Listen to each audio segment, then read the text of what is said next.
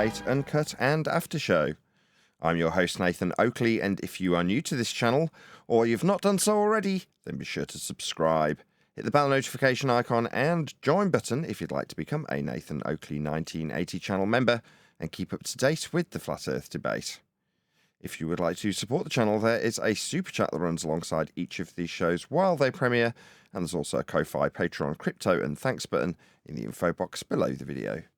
Speaking of Patreons, I'm going to do a quick shout out to all of you who do support me on Patreon. So, a massive shout of thanks and appreciation to Amish, Vitali Z, Colton James, BG, Survive the Spin, FE Patriot, Steve, On the Level, Thomas van der Zander, Gary Hughes, Measured Flat, Chris Wouters, Shambhala Truth, Mitch Kennedy, Rod, the name's Twirly, Twadwazzle, Rod, the name's Burley, Jason Hornsby, Christoph Fournier, Flat Earth Travolta, JMels24, Unimento, M. Iron26, Endless, Golden McKiernan, Retro Bill, John Kays, Patrick Gunnels, Banter, Hairy Blade, Mobile Mac 777, Rob W, Del West Watson, Unbelievable Productions, Blue Ridge Ranger, Abraham Mohammed, Skeptic 936, Texas Mike, Uncut, David Wayne Foster, and Dank. So another massive thank you to all of you for supporting me on Patreon.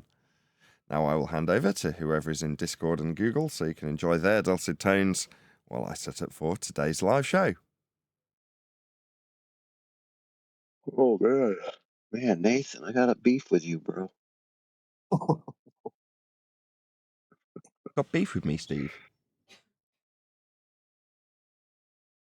No, that wasn't me, yeah. Nathan. Oh, it's Theo Megawerty saying you've got beef with me. Here we go. Yeah, you guys were trying to review something the other day. And it came to a part where I was talking about going into these venues to, give good arguments, critique bad arguments, and promote forums. It seems like it was fast forwarded. It sounded like you made it sound like there was a conflict of interest because I was saying, I went into the comments and said, hey, this debate was such and such. Why don't you come back to 24/7? Got fast forwarded. Immediately after the fast forward part, I said, and it flat earth debate. Oh, I didn't catch that. Well, then I'll take it back. I didn't catch that either. Yeah, and that's also the comments that are in the comments over at Tim Pool's right now. It's, hey guys, this debate wasn't really much about flat Earth. Here's some bad points that were made. Here's some good arguments. Why don't you come back to 24/7 flat Earth debate? Same thing when you guys are on our platform. You don't right? have to justify this, right? It seems pretty Yeah. obvious that you hate Brian. And whenever Brian, as we're listening back to it, whenever Brian talks, you immediately want to disagree with him or talk through him or shut him down. Now, this kicked off with you defending me because Brian wouldn't shut up while I was trying to make a point. And the way you dealt with him, like with anything, when you object, it's always your objection that gets the highlight, right? So you rumpus the living crap out of him because he just wouldn't yield to me. So technically speaking, although I don't think I've aired this previously, you were actually doing that to defend me, right? And then you got nothing but crap for it because of the way you did it. Now, I'm not saying you shouldn't have got crap because you were swearing brutally at him and it didn't help. But I understood the sentiment of why you were doing it, right? In the moment. Yeah. Now, by the same token, when they're describing what's going on, because I see your comment, you're listening to exactly what's being said. I get it. I'm trying to placate two people, specifically Adam and Brian, because they're pissed at you. Now, it seems, at least with Brian, he's got a justification personally. Adam less so. He's got a point, 1 point, in regards to the show that you promoted. Bad choice of show, as it turns out, to make this point that I've ultimately always agreed with you on your point. That's a problem too, because I actually been reviewing this whole thing that's been going on, and there's been many, many errors that you guys have been making, and I've been cataloging them and marking them. And so Adam made it seem to the audience that I told people to go and promote what Witsit said. I never said that, not one time. Every single time you go back and you listen, That's not what Adam said. You're Go misrepresenting in it. there. Nathan, you're misrepresenting them. These both need to shut up. Hey, I'm speaking, Neil. Thanks. Right. A commenter Okay. I don't spoke of care if you're this. Right. speaking Hold on, AI. Neil. You are Neil. The insignificant. start as we mean to go on. nothing. Neil. Right. We don't want it to descend into chaos. Right. And as I explained to a commenter who I think you had actually commented to as well, AI, in regards to why is this descending into chaos? And my answer was, well, sometimes you've got to let these things roll out. That's the first thing. Just trying to stop it will just make it worse. That's the first thing. The second thing is, that's the point of the platform, isn't it? Right. So I've got to try and explain to Adam and Brian, look, the doors are going to be open regardless.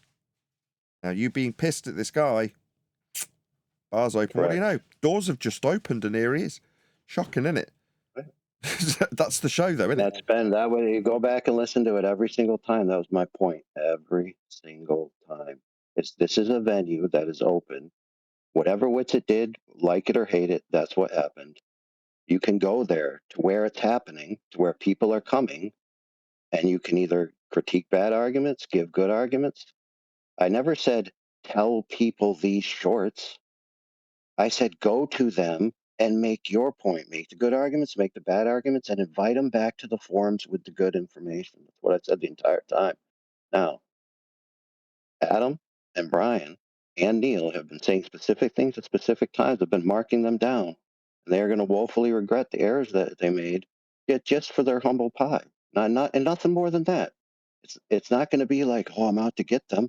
It's just going to be to set the record straight. Because I've been impugned and accused for my moral intentions, for my worldview intentions, all of these things. And quite frankly, I listened to Brian tell almost every single person that was supposedly his friends in this panel. He basically called them dishonest, and they're not willing to speak truth because they didn't want to agree with him in every point he was trying to make. He accused all of you. Not what he said. It was literally embarrassing to listen to. Yeah, yes, he's done that multiple times. And again, as much as I'm not asking for any concessions from Brian for doing so, I sit here and just have to let it wash over me to a certain extent. Now, if You're we're going to off the- lose your whole I get it that On no the other one's hand- asking Brian. I get it. No one's asking Brian to concede those points. But why is AI being put up as some kind of villain that's in league with the enemy for when I say things? Every about it. time we played that That's all I video came to yesterday. say. Every That's time. all I came to say. Neil, I have been marking it, Neil, and you'll find out. I'm out of here. Bye. Yeah. Every time Witsit spoke and somebody went to speak, you just jumped right in. Listen to the video. Come on. Oh, he's gone anyway. I think he's came in to say stupid anyways. Oh, he's back. Actually, before I go, the very end of that one episode that's supposed to be aired at Christmas, Adam went on this little spiel about trying to tell you all guys that you got to do something about me. On his read up to that little spiel, Neil, he expressly told a mistruth. Now, I'm not accusing him of lying. You see the difference? I'm just saying he was in error into what he categorized, and it's in the very thing that he said, and it's very easily explained. Go Now, on, then. notice, Neil, how I'm not accusing him of lying against me. Very interesting, isn't that, Neil? What was the mistruth he spoke? He categorized, as you got towards the end of that I told everyone to go and promote what Witsit was doing. I never said that, not one time. I never, and with the clips, like the ping pong golf ball thing, I never said to go show people ping pong golf ball and say, hey, everyone, this is great. You should show these clips to everyone. No, I said go to that location where people are coming and put up a good argument or critique a bad argument or invite them back to our forums, which, by the way, friends, I always say 24/7 and flat earth debates, even though there's a pit in my stomach when I'm typing that in, because I know I'm presently being persecuted in the very forum that I am cross promoting. When you guys were in here doing that Go stuff ahead. Way over to the play the weekend, victim, AI. I was victim. doing venue researches. I was doing forum expansions, and I was even talking with my own crew that you guys are more than welcome back to our platforms that we proffered, like politics, even to the point of trying to mix it up because you guys have had dry spots, right? You So I'm threatened to sitting tick here us out working the for other day. everybody in the Neil. background while these other guys, right, are trying to assassinate my character, which, by the way, when they do it, it's that fallacy that I love, Nathan, which is the fallacy of the year, I think it's going to be. It's called Bulverism. Yeah, C.S. Lewis. What's Yeah. the flat earth debate? What's 24/7 called? Give me the whole name of 24/7. Called What? 24/7 Flat Earth Discord. That's what it's called. No, it's flat earth debate Discord. No, it isn't. They know it's No, a it's not. debate. It's You didn't my put a platform. You separation. think I don't know? You're You think covered I up don't now. know You what it's didn't say called, and Neil? flat earth debate. You're so. I can't even trust you no more. We lost Adam. Hey, what is? Well Are done. you Very dumb, good. dude? You caused What dissension is to the the point name where of the Adam is gone now. 24/7 platform, dude? What's the name of it? You're literally trying to tell me that I'm lying about the name of my own platform. Are you retarded, dude? Is it called 24/7? They know it's a flat earth debate Discord, do they not? No, Neil, don't You didn't banter put no on Oh, us. so go separation. from what You it's didn't. I'll called to go what they back and know it listen. is. Good But you grief, didn't dude. promote us. Anyway, You Look didn't what I got promote to us. deal with, guys. This is Trying to tear laughable. us apart. It's clear, dude, that you guys got beef with me because I call your stupid asses out. Neil, You didn't call Adam, nobody out.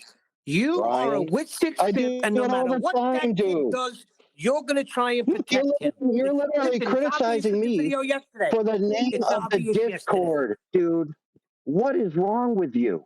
Every time he spoke and somebody tried to address him, Oh my there was goodness. AI. I Oh my counted about goodness. So what does 15 that mean, Neil? times. If I The speak when PR someone else is man. speaking, what does that mean, Neil? What does that mean? What does it mean? What does it mean, Neil? Let's go. That's right. You have no idea what it means, Neil. I have no desire to talk to you. I'm waiting for you to leave. you're talking to him. You're engaged with him, as it should be. Right, he's got a grievance. Adam and Brian both felt they had a grievance, and I tolerated it, right, for hours. You can't give the guy 5 No, minutes? days. Adam and Days Brian and are not weeks, here. brother. Yeah, and AI wasn't here I'm when not they here were to airing talk their to them. I'm here grievances, to was talk he? to Nathan, dude. You see, Neil, me and Nathan, right? We actually go way back too. I was with Nathan in the Hangouts days, right? You see, me and him go back way too. I've been on his platform. I've been cross promoting his platform on 24/7 Flat Earth Discord, which is what it's called, by the way. It's been called that forever. What is it though? Is it not a debate Discord? Do you not Neil, debate flat Earth? why won't you let this go? Right, just let it go. Right, you got it wrong, so what? It's not that big a deal, but now you're making it a big deal. The point here is, yeah, when someone's got a grievance, regardless of how it started and how it's escalated, they're going to get to air it. Now, Adam, on the other hand, as unreasonable as it is to me, I just ducked out and kept my mouth shut while he was putting unreasonable demands on QE. He's put QE in a position, I don't know if this was after the recording yesterday, where he's saying, look, you haven't pointed out the lie. You keep saying there's a lie. You haven't pointed to it explicitly. You've told me to Correct, go because do there my is own no lie. research. That's why, dude. Right. There never was a lie. You go back and listen to it, and you will find out that Adam, and I'm not even going to accuse him of anything malevolent. Let me tell you why, Nathan. I agree, and I usually vie on the side of Hanlon's razor, which is always to attribute that somebody's in error or incompetent rather than they have malicious intent. So Adam may be, thinking he's correct. Look, but he said something wrong and he accused me of a lie. And we're still today, and not one person has been able to show proof of any lie. All right, so let me ask you a question. How do we rectify this? Because I asked you personally. This is rectifying it. I told you, Neil. They are trying to assassinate my character through Balver's tactics. And now that I've allowed them to operate without me being present and allowed them to put their foot in their mouth, I got it all on recording, dude. And the only way out of this is for them to realize that they need to apologize to me. It's really that simple. And I don't even care if they apologize to me, because I'd rather they apologize to their friends who, in the midst of this, they accused constantly.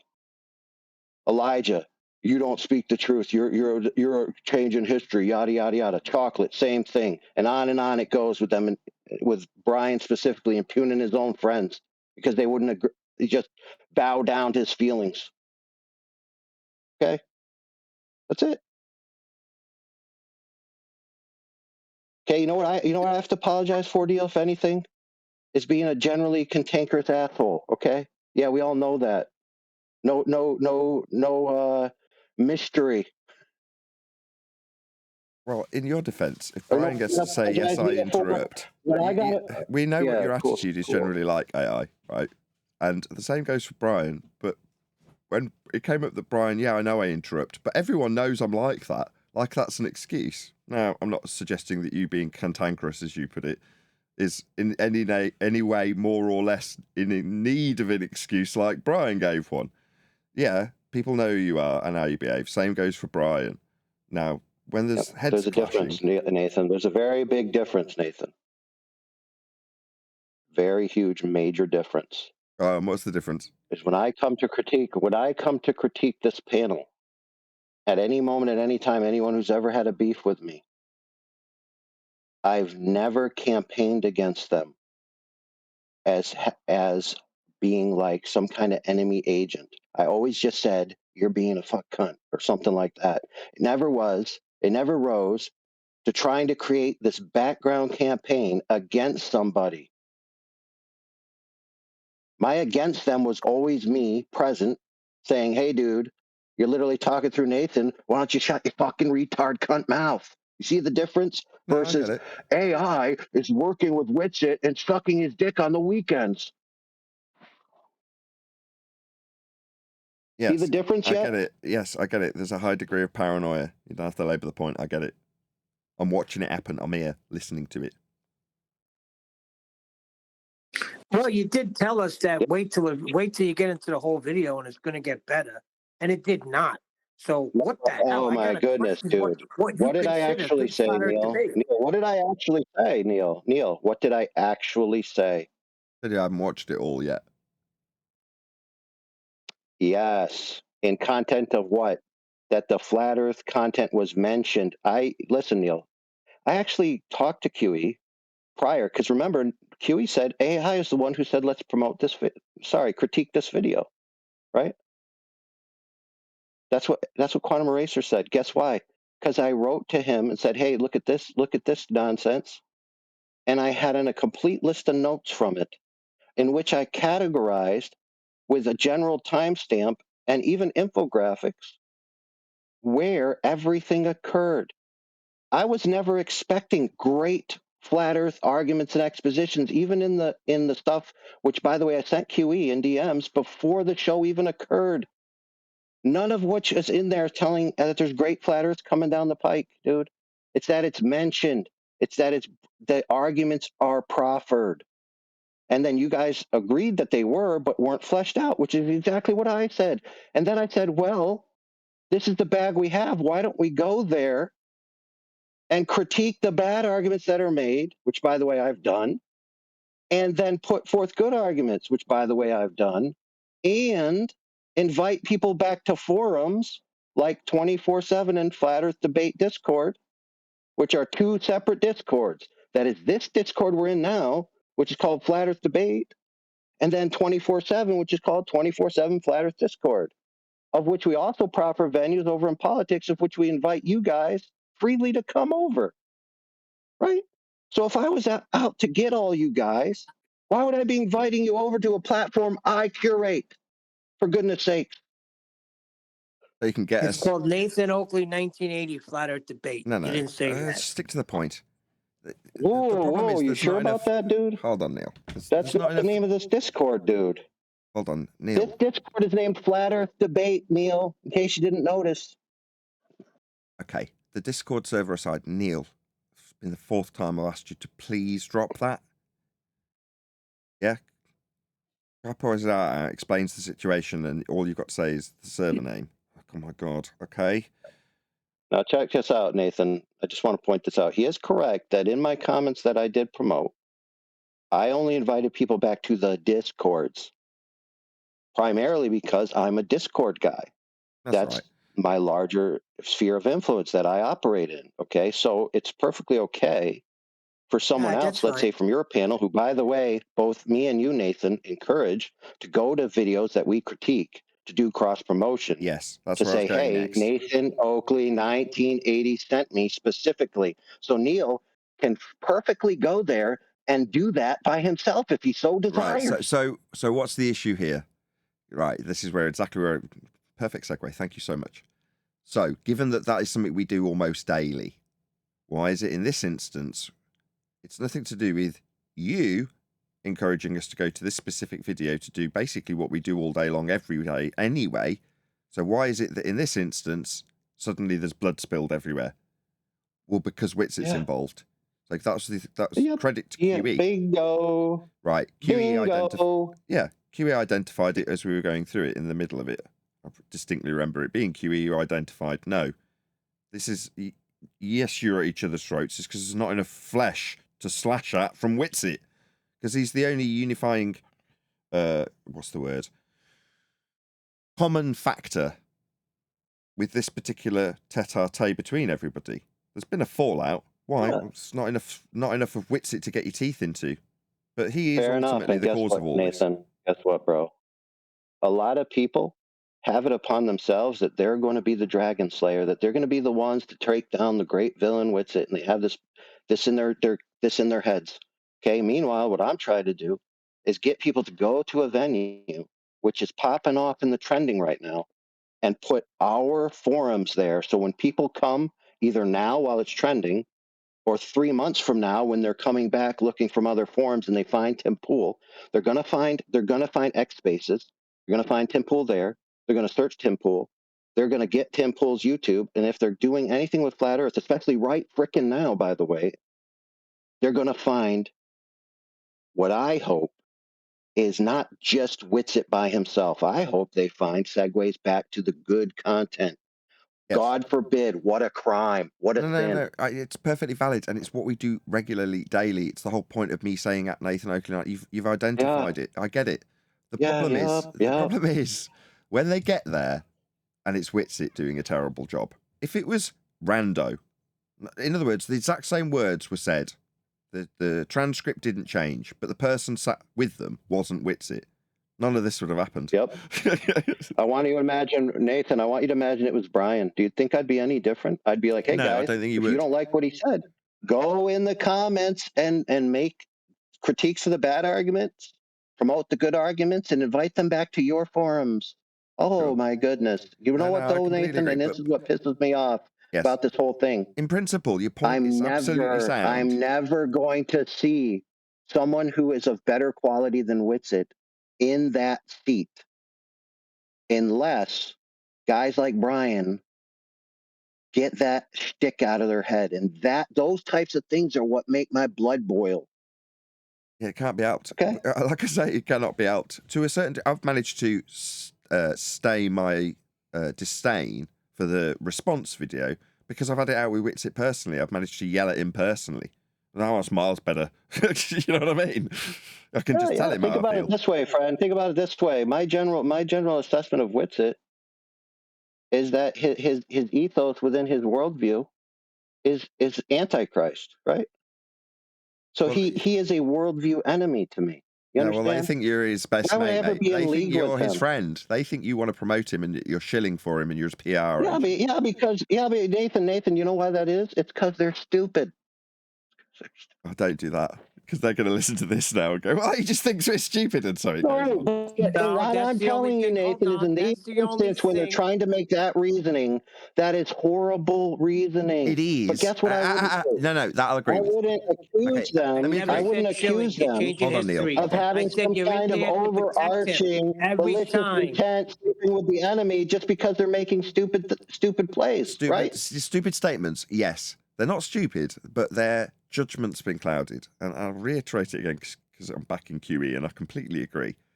It is clouded by an individual who just musters a lot of disdain in anything that we're going to be doing around him. That's fair. I understand that, but it's also clouded by another individual, and that's me. Because rest assured, I've put shots across their bow in the past. So there's a common interest to take me on and take Witsit on and connect the two of us to get attention to me by proxy of Witsit as well. Maybe. Okay, Hey, that's not lost on me. hold on. I asked him, well, why don't you just establish that Earth is flat right from the beginning of the debate?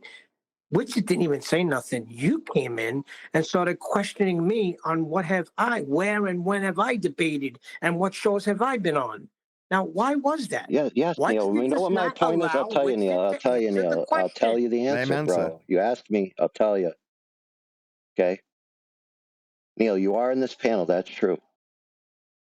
But as far as I know, Neil, you've never been in any kind of debate where you're not with your panel, where you're not the That fish was out of the not water, for you where you're to not the guy in the answer. hot seat, right? So I don't have what I'm trying to tell you, Neil, is I don't have a metric of performance of how you would react in those very situations. For all I know, you're going to be twiddling your thumbs, nervous, and pee your pants. How would I know? Did I ask the question to AI? I asked the question to Whitsit, and you jumped right in to freaking defend him or back him or Because whatever. you Listen to all yesterday's have video. set a AI, tone in the just past, listen to dude. yesterday's That's video, why. and Hold you'll on, get a AI. better It's not a flavor of who vacuum, the Neil. freak you That's Hold on, are. just why. both of you Yes, I've stop for been a sec. Just listening both to of the you video, stop. Just Neil. one sec. So I do my homework, Neil. hold on, just a sec. I think the issue that Neil's trying to get through to you, or ask you about rather, AI, is not in regards to your motivation. It's the defense of Whitsit when he's had a specific question put to him. Now, I have given my reasoning, but I am intrigued because when I justify it, because, well, Whitsit's on his own and everybody's baying for blood. So at that point, AI's put his arm around him, so he hopefully doesn't immediately tuck tail and run because he's got 50 people pouncing on him. So he's got at least some semblance of a wingman. That right there, Nathan, would be a No, I just legitimate started. reason. I was one of the Because first No, that was even my... if, Oh, even Neil. if that wasn't the reason, Neil, that was even my reason, listen, though. What's your reason? hey, Neil, this is called a hypothetical. Okay. What's your reason? That was my hypothetical reading between the lines guess. But what is the actual reason that you were his wingman? Oh, it's very simple. I'm not his wingman. There you go. No, acting as his wingman. In defence of this question that Neil's asked you, the only perception, given that you've justified your feelings rather than how your actions got between a question that was being asked to Whitsit, therefore I'm saying, well, you know, you've batted away an awkward question. That's like a wingman. Yeah. So the point with that is just like he did explain, right?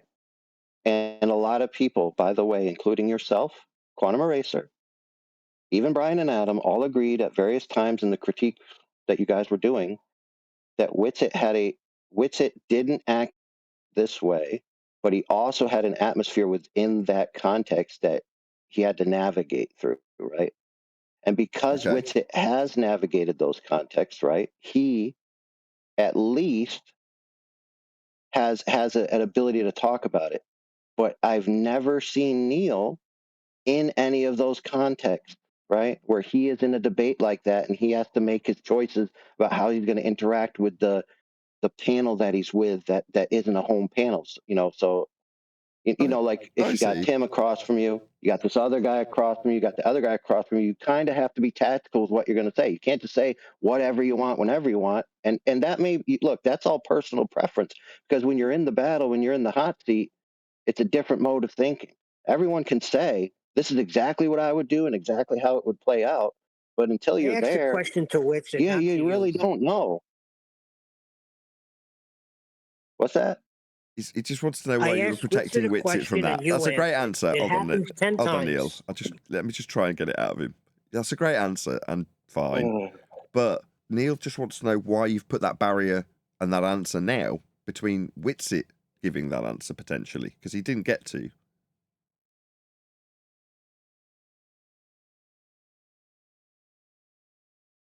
If you don't know, that's fine. Yeah, because maybe I don't remember at the moment, but it's the same thing with guys like Brian. Like, he talks all this smack about if he was in these forums, he would do A, B, and C. And meanwhile, I'm scratching my head. It's like, Brian, nobody's inviting you to the forums, and you're not showing up to them either. So like you shoulda, woulda, He would coulda. disagree. Well, guess who I'm stuck with in the seat, guys? I don't know. Guess who's there, bros? He would disagree, though. Guess who we're all stuck with, guys? Hold on, I just want to make a correction, because I understand your position because he's not there. That's fact. But in terms of his efforts to try and get there, he does far more than I. He's much more proactive. Me, I'm not. I'm totally reactive in that regard. And half the time, I'm turning them down. When people contact me, I assess them, Yeah, exactly. try and get in touch, try and build a bit of rapport. And normally, that's actually the reason I turn them down, because I fail to take those few steps. I don't build any rapport with them. In other words, they're standoffish, and I go, I already know where this is going to go. Yeah? Now, when I hear things like, I was told by the host that I need to sort out an opponent, when Witsit told me that, I'm like, did that come third hand Yeah, from, dude, that was from interesting. Alex? That Because was it sounds interesting. like when I'm given that kind of information about the communication Witsit's built up with this guy, he hasn't built a new contact with him, has he? Right? There's a buffer between. Hey, guess what, Nathan? Did you know? Let me give you a fact totem that you may not know in regards to that. Good. And I didn't know it as well till it wasn't timely. That McToon was already privy to that information. Which McToon got the Which bit? information that Be Witsit more was on the specific. hook. Okay, so essentially what happened was Witsit was on the hook to curate the panel, right? Because Stein really wasn't up to the task. Homeboy with the hat. Oh man, fuck. Tim Pool gave Alex Stein basically, hey Alex, you get the panel for this. And Alex is like, okay. I mean, I guess I'll ask Witsit since he knows the players, right? So Tim Pool pawned it off on Stein. Stein pawned it off on Witsit. Witsit then started asking people to show up. And like in the video, if you go back, you'll see that whether it's true or not, he said he contacted like 20 people that he knew of to come. None of them did. They didn't want to show up to Tim Pool. And I said, you know what? If that's an interesting point, if these guys are willing to talk big when they're being, anti-flat earthers in like, FTFE, that's one thing, right? Because they're, you know what I mean? Like if you're going to FTFE to be an anti-flat earther against a flat earther, that's a different venue than being an anti-flat earther or even maybe a glober in a more respectable forum. And so some of them might have been scared to show up to Tim Pool because then they'd actually have to be in the public sphere on account for what they say and the stupid arguments they make. Absolutely. Right? They're not in their own little echo chamber anymore. Right? Suddenly the rules are Exactly. Now, different. guess what? Yep, we both agree with that. That's how Wixit characterized it. That's how I characterized it. But somebody else characterized it that I was saying the flat earthers were scared to show up. No, I wasn't saying that at all. I didn't hear that. I knew what you meant. I know, Neil. Some people, just to carry on with your point. People hear principle. I just want to finish the sentence. Some people hear with what they want to hear. Go ahead, bro. In principle, your point again is absolutely valid. What you're saying is it's interesting that the anti-flat earthers, the ones that accuse me of having a mute button, things of that sort of nature, are actually the ones projecting their own echo chamber that they don't want to leave. Now, I'll leave when it suits me. I'm not going to be pressured into where I go or when I go there by anybody. I couldn't give a crap what you think or feel about it. No offense to anybody listening. But it's telling when Witsit supposedly has gone around to these guys and gone, do you want to come onto this forum as my opponent? And he's had Zip in reply and then scraped the barrel with Astronomy Live and, I don't know, Sungenis suddenly got through into the mix. He did vaguely allude to that being an afterthought that happened without him knowing. But regardless, we've ended up with, okay, Astronomy Live. Well, okay, well, if McToon was approached and didn't want to go onto this forum, you ask yourself why. Well, I already know why. What they call, and we've been joking about it for years, a neutral platform isn't a neutral platform. Yep. It's their platform that's biased. We've been saying this forever. But when they actually get to what you could consider to be a neutral platform, you've got Alex, who's got a vague interest in flat Earth, and you've got Tim Pool, who's got a vague interest in maybe anti-flat Earth. But neither of them are capable of having a massive discussion and debate as a show. They need other people there. Well, okay, who are we going to get to do the other people bit? Well, it's going to be around two people who have got no time or tolerance on a 1 million+ subscribed platform for people screaming and yelling at each other from the anti-flat Earth side or the flat Earth side. Now, Witsit wants to use that occasionally, subtly, with a stick to beat us with. But you're pointing out, no, It's far worse on the anti-flatty side. These guys don't want to know unless they're on their echo chamber platform with their mute buttons.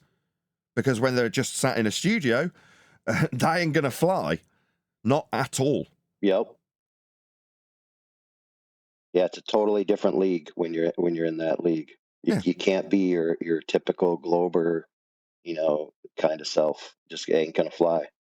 I've done it. I've done that platform. I did it for Vice. So Vice had me back. They just never published the piece that they did. So they did something called a year in review after they'd done I don't know what the series was. They had a whole bunch of crazy people doing crazy things. The guy before me on the video before me was a Tantra guy. I only mention him because he was there at the year in review, along with an ethical hacker and all sorts of other crazy characters that they'd done interviews with over the season, one of which was me. And we'd just basically sat like exactly the same format as Tim Pool's, right? In a lit studio, around a desk, all just talking at each other about the events of the year, what we found interesting. And that was it. We went away after the fact. I'm like, when's it coming out? They're like, the editor doesn't like the way it flowed. We're not going to put it out. I was like, oh, bummer. That was a waste of time. But nevertheless, the point is that in terms of the setting and what it was identical. And you are right. How you can cope and how you handle yourself in those settings isn't something that you can bank on with just any old Joe Blogs. Now, you use Brian as an example. I'm going to use Joe Blogs as an example. You don't know how Joe will do. He might pee his pants when he gets in the bright lights of a studio setting with a camera pointing at him and a director telling the host, you need to pick up the bleeding energy, man. Come on. What are you, drunk? And you're going, bloody hell, I don't want to get shouted at.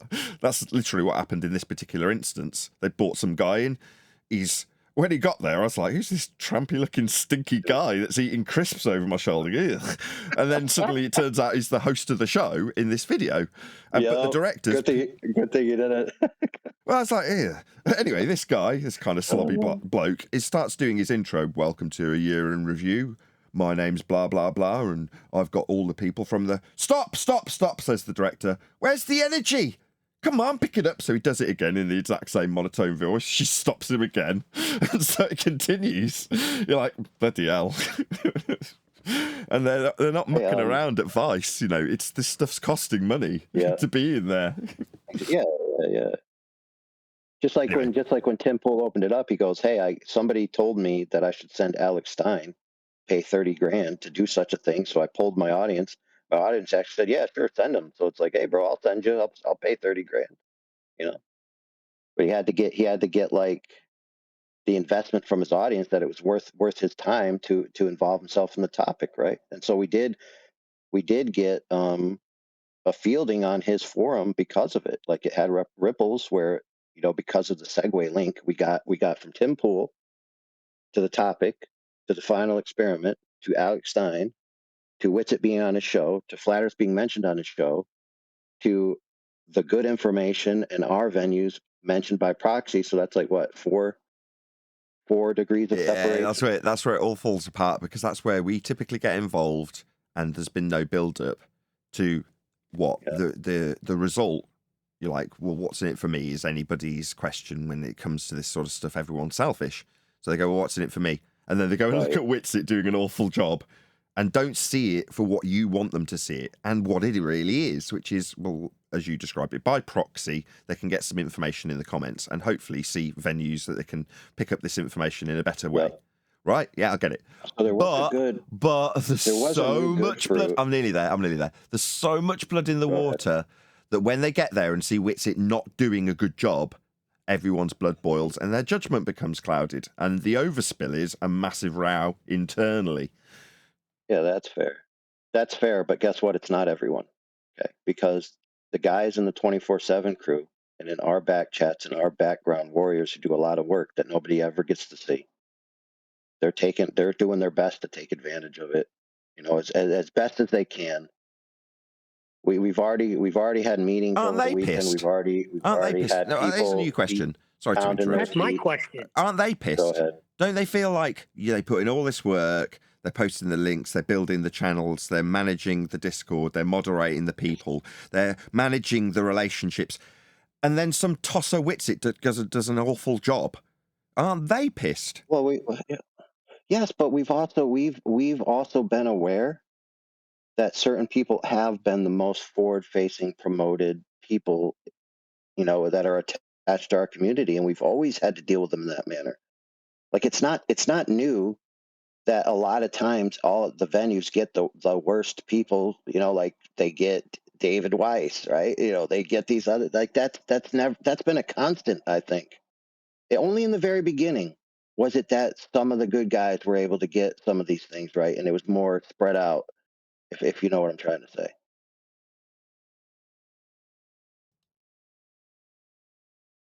Shambhala. Shambhala? How are you? I went to a Shambhala festival once. It was called Shambhala, and it was music and people juggling and fire and all that sort of usual stuff that you'd have at a festival. It was just called Shambhala. I vaguely remember someone recovering recently using that word for something. What was it? Remind me, Sensual, as you've obviously remembered this word. It was a cavern within the earth that Admiral Byrd accidentally flew into.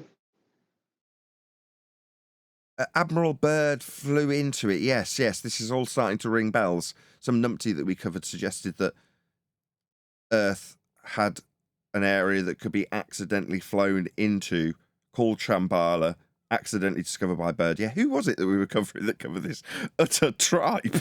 This is such a load of nonsense. It was the cult leader on YouTube channel OSM Visions. Oh, it's the two black guys from Birmingham. Yeah. Correct. I reckon they're from literally the exact same neck of the woods that I'm born and raised in. Moseley Sparkhill. I could tell by the twang. I could be wrong about that. They're going to come back and go, no, we're from somewhere else, Anyway. What's crazy is he has tens of thousands of subscribers and his videos get thousands of views and he talks absolute nonsense. And here we talk about measurements. And why aren't people interested in measurements, Nathan? Why do they all want fantasy and nonsense? I'll give you my answer to the best of my ability, right? There is a paved road, metaphorically speaking, that leads numpties who are conspiratards to the subject of flat Earth. From that point, once they've found out Earth is flat, they do not focus on things like measurements. Now, when I say they, I mean me and everybody around me, it would seem. I am just as guilty. I got here looking at subliminal messages and psychopathy. Yeah? So I can't really say that it's any more or less my fault than anybody else's. But having got here, did I look for measurements? No! I wanted the root of the lie. I started interviewing people, the most interesting ones being people who were telling me about the Jesuits and the Roman Catholic Church and the people who invented heliocentrism. And, that was the bit that intrigued me. How did this lie come to fruition? Yeah? Like everybody who comes. So my path was conspiratorial in nature, not measurement-based. 10 years later, we're talking about measurements and decrying all around us who don't.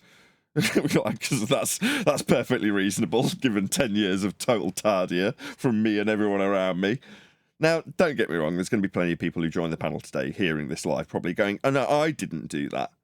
And you're like, yeah, okay, I can list at least 2 subjects that are conspiratorial that you've been involved in, right? And that is the path that leads to flat Earth. So what goes in comes out, garbage in, garbage out. So if you put conspiratards at the helm, you're going to get conspiratard nonsense out about the subject rather than measurements. Now, had the notion of a flat Earth been put on the doom scroll shorts, videos and TikToks that architects were watching, there's a good chance that they would have looked at this in a very different way than the people who are figuring out what 9/11 truth might be out there on the internet. You know what I mean? So the way the information's been propagated means that we now have a load of conspiratards talking about the subject, which puts a very, very shady light over the subject. Shady light is probably not a good metaphor. A shady disposition about flat Earth in general. People think we're idiots because we talk about a lot of idiot stuff that's conspiratorial. So what a surprise. So when it comes to us, the little tiny tadpoles in a massive giant lake that are screaming from the corner, shouldn't we talk about measurements? And trying to sort of go in a bold way to the rest of the tiny little colony in the corner of the lake that we happen to reside in that are talking about flat Earth and say, shouldn't we be talking about measurements rather than ether or Bigfoot? And we're told, just be nice. Like, we're all hippies here. Peace and love. And ether and Bigfoot. What do you mean measurements? Bloody hell. People want fantasy here. And we're fighting a losing battle against the people that surround us. Now, the rest of society, because this is probably an ongoing thing, have, over the generations, also been led to the misapprehension that the people in a subject called Flat Earth are all demented conspiratards, because that's obviously been an ongoing endeavour. Now, to separate that from the people, I just look at Earth and go, it is flat, and how many numpties talking about the subject in irrelevance with conspiratardia doesn't change or alter how Earth is measured, how it functions, and what it is. Even if every last one of us was dead tomorrow, Earth would still be flat. So what we're left with is just poisoned minds that we could, if we chose to, try and leach the poison back out of. But that's very, very, very difficult. So in the meantime, I guess we are doing what we're doing for the very, very, very small percentage of people who get here and go, I really just want to know if Earth's flat or not. And if they're lucky enough to find us, they'll hear about the measurements, know it's flat, and then recognise that being a flat earther is probably not a good idea, because being a flat earther as a person, rather than recognising the measurements of Earth being flat, isn't something that's good in societal terms. Was that an answer to the question? I've forgotten what the question is. I waffled on for so long. Yeah, I was waiting to get Can you repeat it all again? or answer. Hey, Righteous. I just want to say something quick. I didn't come into the conspiracy route. I came in through watching Star Wars, people reviewing Star Wars and stuff like that. That was my end. Though I do believe in conspiracies, right? It's not that there's going to be... You're looking at it too black and white. I wasn't looking at psychopathy or subliminal messaging when Flat Earth got played to me. But by virtue of looking generally... You're from the time of certain Windows programs, they were leeching your personal information and logging what you were interested in so they could better advertise to you. So they're going to present, and in the case of YouTube, they just want to keep you on the site. So based on that, they're like, well, Flat Earth is going to be what these guys want. So it doesn't mean that you've happened to have just watched whatever conspiracy you happen to have been interested in 6 months prior, and then Flat Earth's immediately delivered in the next video. I'm saying that algorithmically, they've gathered enough information on a certain type of person, and you've immediately proved me right, because you went, well, I am predisposed to a conspiracy or two. I like them. Right? Well, that means that you're going to have shown those tendencies when they're gathering up your information and scraping it about you. So when you got presented Flat Earth, it hit the mark, right? They did a good job of screening you and presenting you what you wanted. Nope. Wrong. You're going to tell me that you braced against it, when they started showing me FE, I started avoiding it like the plague. Yeah, but okay, that's fine too, because you can become an anti-Flat Earther. That's no problem. There's a wider picture that's beyond what you ended up being here, Righteous. But I think the main point is, regardless of how we got here, the main point is that I wanted to get across is that people that are conspiratorial, they do seem a lot more receptive to FE. And yeah, because it's presented as a yes, because it's presented as a conspiracy when it's not. When I heard John Sheldon yesterday talk, I got reminded to how he said it took him like at least a year or more until he's seen it. And I was going to say quickly, but I didn't get the chance to say if you were a conspiracy person, you would have got it quicker. Hey, well, got That's what? I was going to say yesterday. Got what? What was to get? Between 10 years ago and now.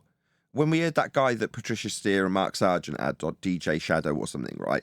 That guy was waffling on about evidence that people would get, like you've just said. But when it came to actually offering some substance to it, there wasn't any. In his instance, he was presenting a rebuttal to the Black Swan and saying refraction. Like, that was some argument that the only bits that got discussed on Witsit Show that had sunk into him when he's saying people should take this in if only they were capable of taking the red pill, but they immediately decry it. Like, Next Breath is his example, and it's refraction. Like, what was there between 10 years ago and now that people could just accept and understand, as you put it, Righteous?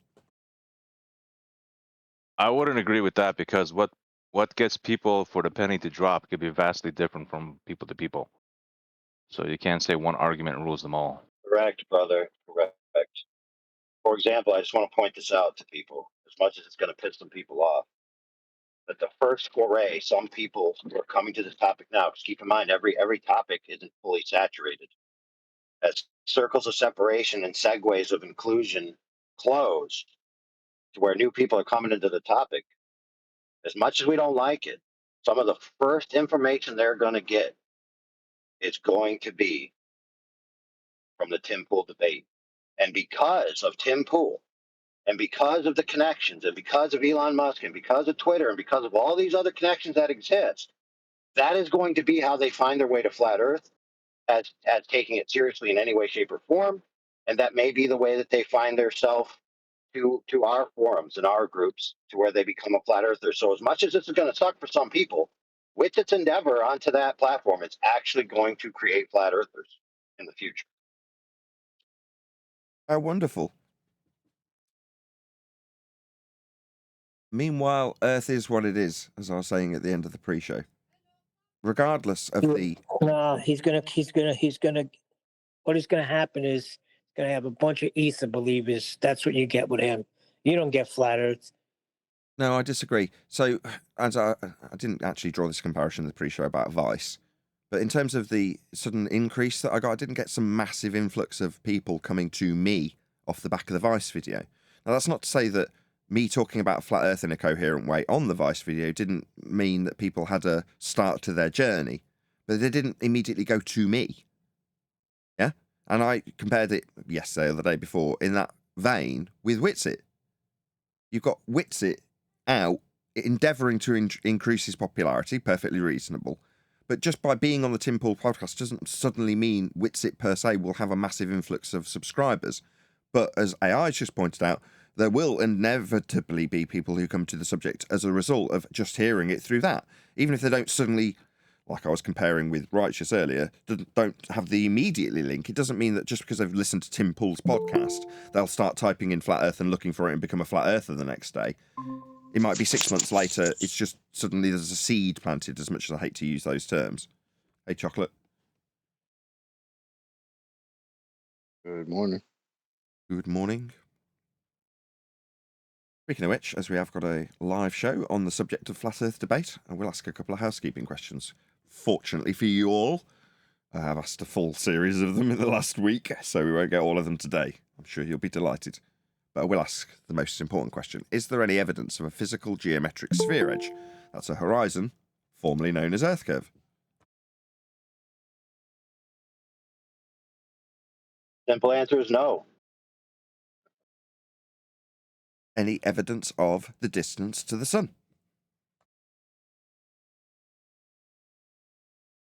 A reflected.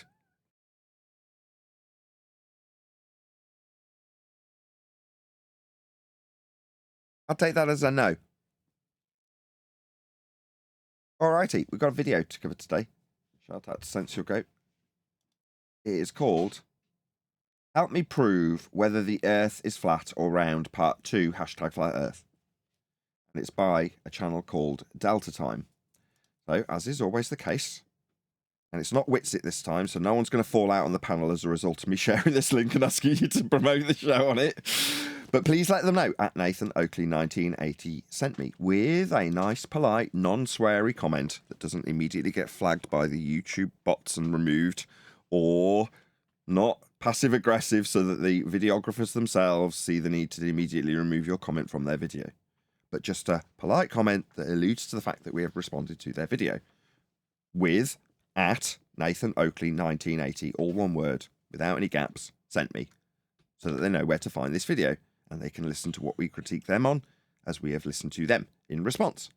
So, as you can see, I've put it up on screen. There is a link to the Delta, is it Delta or Data? Can't quite see it in my 4K projector distance. Data team, is it? Or Data time. Is it Delta? Data time. How do you spell it? DATA. It's an A. I can't see it. This looks like an E with my blurry vision. Data time. Okay, so go and check them out. Let them know at Nathan Oakley 1980 sent me with a rude No, not a rude, sorry, with a polite, not rude comment. And yeah, hopefully they'd do the same for me if they were to make a response. Having watched our video, you'd hope they'd put a link to my video saying, oh yeah, check it out, this video guy made a video about us, here's our response to him. And they'd put a link to this video if they were to respond. Chance would be a fine thing. How big are they? 63 subs, 63k. So they're a reasonable size channel, bigger, slightly bigger than us. Not massive, but not small either. So I'm sure they'd be very grateful, like I would be, of comments coming my way. And, you know, that generally helps you up the YouTube algorithm and the algorithmic love that we definitely don't receive from YouTube. Everybody's grateful for when they get comments appearing and likes appearing and, you know, some other segue in YouTube's web of linking them to another video that gets them more views. So I'm sure they'll be delighted with your comment, and hopefully me waffling on about leaving a comment saying at Nathan Oakley 1980 sent me has actually given somebody in the live stream, at least one of you, the opportunity to disappear and not miss anything when you come back. So yeah, that's why I keep these calls to action relatively lengthy while I'm doing a live show, so that you do actually do it if you're watching live now, and there's 72 of you watching right now, so please actually do this. I'm not saying it for my health. I'm saying it for the algorithmic love that Data Time will receive when you go and leave them a comment right now. I think that's enough waffle. Did I do that for long enough? I think so. I haven't actually sound checked this yet. Oh no, I think I did before we started recording. Okay, so we'll start right from the beginning because these guys get right into it. Unless there's any preamble from you, Sensual. Just that they will talk about materials that they're using at some point. A bit too much. You might want to just press skip there, Jay, across that. Just pipe up when it comes. It's not a very long video. It's only 11 minutes, so you never know. We might get it done by next week sometime. We need your help to prove whether the Earth is flat or round. In my last video, we looked at how ancient scientists were able to measure the size of the globe by just using... Oh, there we go. Straight away, we're into... No, it's not a debate. No, you need no answer beyond the measurements of Earth, which are flat, and ancient scientists, they are not. This is not cause and effect reasoning based on hypothesis. It will be based on, what, 9 seconds? Based on a flat Earth measurement that we're going to get to shortly, won't it? We're going to need some angles. I only played 9 seconds of this before we started recording, and I'm like, this is going to be great. Sticks and shadows. We then compare that to what those shadows should look like in the flat Earth model. You can't measure the shape of the Earth with nonsense sticks and shadows. No, correction, you can't measure a globe with elevation angles off a curved surface, but you will be using angles that have a flat Earth as a prerequisite to achieve them. They're all on a flat baseline, they're angles. Everyone, without exception, measures Earth flat. These two guys, they measure Earth flat too. And now there might be globe believers, we don't really know that just yet. But regardless, they're going to be measuring Earth flat. Why? Because Earth's flat, and that's how we measure it. If you want anything to be practically applied to a measurement of Earth, it'll be flat, because that's what Earth is. Flat. I think I can. In this video, I'm going to show you my best attempt to build a cheap contraption that makes it easy for anyone on Earth to measure their latitude using nonsense sticks and shadows. You mean elevation angles with respect to Polaris? Go ahead, whoever that was from G+. Nah, you said latitude, and I said, uh-oh. Yeah, you're going to need a flat Earth for latitude. You're going to be measuring an angle with respect to a flat baseline to the star known as Polaris, as he just detailed. Now, he keeps decrying these nonsense sticks and shadows. No, we're talking about elevation angles, right? What we go through on a regular basis, because it's a flat Earth prerequisite in the measurement. It's the only measurement that's going to be taken in this example, and we will all need a flat Earth for it. Anyone? Yes. And by the end of this video, I'll show you how you can help me measure the shape of the Earth where you live using my new contraption. No. See, when you say the shape of the Earth, flat's not a shape. The aspect you will need for the angle that your contraption, you've already shown the methodology in just a few edited frames to keep your intro snappy, told me everything I need to know about the Earth that is flat that you will measure with your contraption. So, you won't be measuring any shapes when you have a flat baseline for an angle. That's not a shape. A plane is an aspect at best, definitely not a shape. But that's just describing the aspect of Earth you're measuring, and it is flat. Will be calculable into a sphere after the fact. You said you'd be measuring shape. Wrong. I already know this is a falsehood. You are incorrect. Since we're on that, just a slight correction. If he does listen to this, he said he wants to measure if it's flat or round. Well, round doesn't necessarily mean spherical. So yeah, you could have something flat and round. So Yeah, flat and round are looking not to mutually be- exclusive. You can have a flat round penny. Exactly. Enough talk, more data. It's data time! I'm data.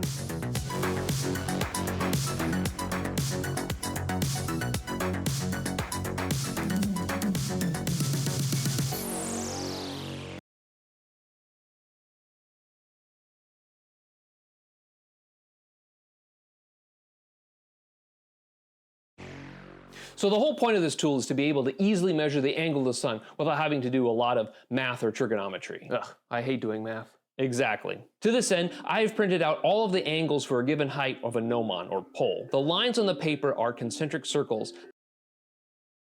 Welcome to say Flat hi? Earth. Say it with me. Welcome to Flat Earth.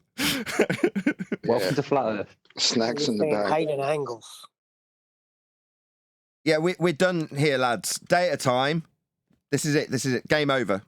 How many seconds are we in? We've had your full intro, your preamble with everything I needed to see. We were 1 minute and 11 in, and welcome to Flat Earth. This is a Flat Earth prerequisite. The circles, two-dimensional, are on a flat plane. This is what you'll be measuring, is it? Well, you'll be measuring a flat Earth then. That lists the angle of the sun all the way out to about 70 degrees. Why Degrees, what? The angle with respect to the sun on a flat plane? That would be a flat Earth prerequisite also. Should we keep counting? That's 2. stop there? Well, as the angle of the sun gets lower, the length of the shadow gets exponentially larger, and this device would have to become way too big in order to record the shadow. So Off a flat plane with respect to its angle to the sun. So we're talking about measuring angles off flat planes then. Okay? Yeah, we're going to be measuring Earth flat, lads. You wanted to know at the beginning of your video what shape it was. I mean, that's a bit of a category error. Nevertheless, it's based on your obvious now fundy predisposition to a sphere Earth belief to request a shape be divulged in this process. You've already done it yourselves, lads. You've measured Earth flat and will be detailing to an audience how to measure Earth flat, won't you? So 70 degrees was about as far as I could reasonably go while keeping the size of the device small, but still big enough to record accurate measurements. Is that long enough? Well, if you use it on the equinox, this length will work for everyone south of 70 degrees north latitude. Right, what do you mean will work? You can't get an elevation angle measurement off a curved surface. You can only get it off a flat baseline. I mean, we're not talking about any models or anything. We're just talking about measuring an angle off the ground. That's what you're actually doing. Why are we suddenly into, oh, it's a false dichotomy fallacy? So suddenly the latitudes, where'd you get latitude measurements? If you're going to infer that one of your false dichotomy suppositions of a globe has latitude, where'd you measure latitude from? Oh, that would be an elevation angle to Polaris measured also with a flat plane and an angle to the star Polaris to give you latitude on a ball. No, they're flat Earth measurements to give you the latitude to infer this ball. What's this? An azimuthal equidistant projection of a ball that came from flat Earth angle measurements to Polaris? It seems like you've got a flat Earth projection of a ball and a ball Earth projection of a flat plane that came from a flat Earth angle measurement to Polaris. What are you doing, giving us this false dichotomy nonsense, when your angle measurement that you'll be making going forward and the latitude in both models is measured on a flat plane? You've answered your question, that's 3. Latitude? Yeah, that's 3, mate. You've already got your answer, Earth's measured flat. So it won't work in northern Greenland, but it'll work just about everywhere else in the world where people live. Sorry. By work? What do you mean, work? It's a contraption for measuring an angle. It'll work wherever you decide that you want to plonk it down, level it, and get an angle from it. There's no issue with where this functionally useful for angle device that you've concocted may or may not work. Oh, did you mean with respect to the false dichotomy models that you put up on screen? Where they will... I couldn't give a shit. You're just measuring an angle off a flat Earth. Beyond the angle you measure off a flat Earth, I'll just take the angle you measure off a flat Earth as the proof that you're measuring, you, not me, a flat Earth. And without this measurement of a flat Earth, you can't do anything else. So, but for the fact that you will be and are going to measure a flat Earth, do we need anything else? You've measured a flat Earth. Oh, I should buy into the false dichotomy of a latitude-based globe based on angle measurements off a flat Earth that then gets projected azimuthal, equidistant, North Pole centric. No, that's just a stupid false dichotomy that has also come from flat Earth angle measurement origins. Sorry, Greenland. Now we have to handle one of the most sensitive parts of this device, which is the angle of the pole and platform. Why are those so sensitive? In order to get an accurate reading of the angle of the shadow, this device has to be perfectly level on the ground, and the You need a perfectly level ground to do this. Yeah, thanks, gentlemen. Welcome to Flat Earth. That's 4. So you'll need to level it with respect to the ground. You didn't have that on your globe model that came from latitude measurements of a flat Earth, now did you? You can't get a surface that's flat on a spherical surface. It's preposterous. So just so we understand where we're at, because immediately after putting up the false dichotomy, you've explained why one of your false dichotomy, not the flat plane azimuthal equidistant globe projection that he thinks is a flat Earth, is in any way justified either. But your globe definitely fails because you can't level the tool on a globe. So what we left with in your false dichotomy is your belief, not mine, in the world being azimuthal equidistant projection of a globe based on latitude measurements of a flat Earth. That's your belief, not mine. Idiotic. But just so we know which part of your false dichotomy failed immediately, it was the globe bit because you can't level anything on it. Ever. Just so we're clear, in case you thought your false dichotomy was still valid. The pole has to be perfectly vertical. If the pole isn't standing straight up... That's 5. No, was it 5 already? 6. Vertical? You can't have vertical on a sphere. You're not going to be perpendicular to Jack if you've got a curved surface below you. You can have in and out, and that's about it. So you're not going to have up, you're not going to have vertical, you're not going to have horizontal. None of these things are applicable to a globe. They are absolutely, without question, proving Earth's flat, though. Because you can only have perpendicular to a flat surface. You can only have parallel with it and angles from it if it's flat. So that's 6. Why are you even asking this question, lads? You know you're measuring Earth flat, don't you? Up, the shadows won't fall on the correct point on the paper. But he's obviously somebody who appreciates data. So every time you point out how many times he's using a flat Earth, I'm sure he'll appreciate that. I don't know what you mean. He's someone who appreciates data. So you counting how many times he uses a flat Earth, he'll appreciate that data that you're giving him. Data time! Yeah, I see what you're saying. I just needed to buy a bit of time to cue my camera up. It was worth it for the gag. Second time's a charm.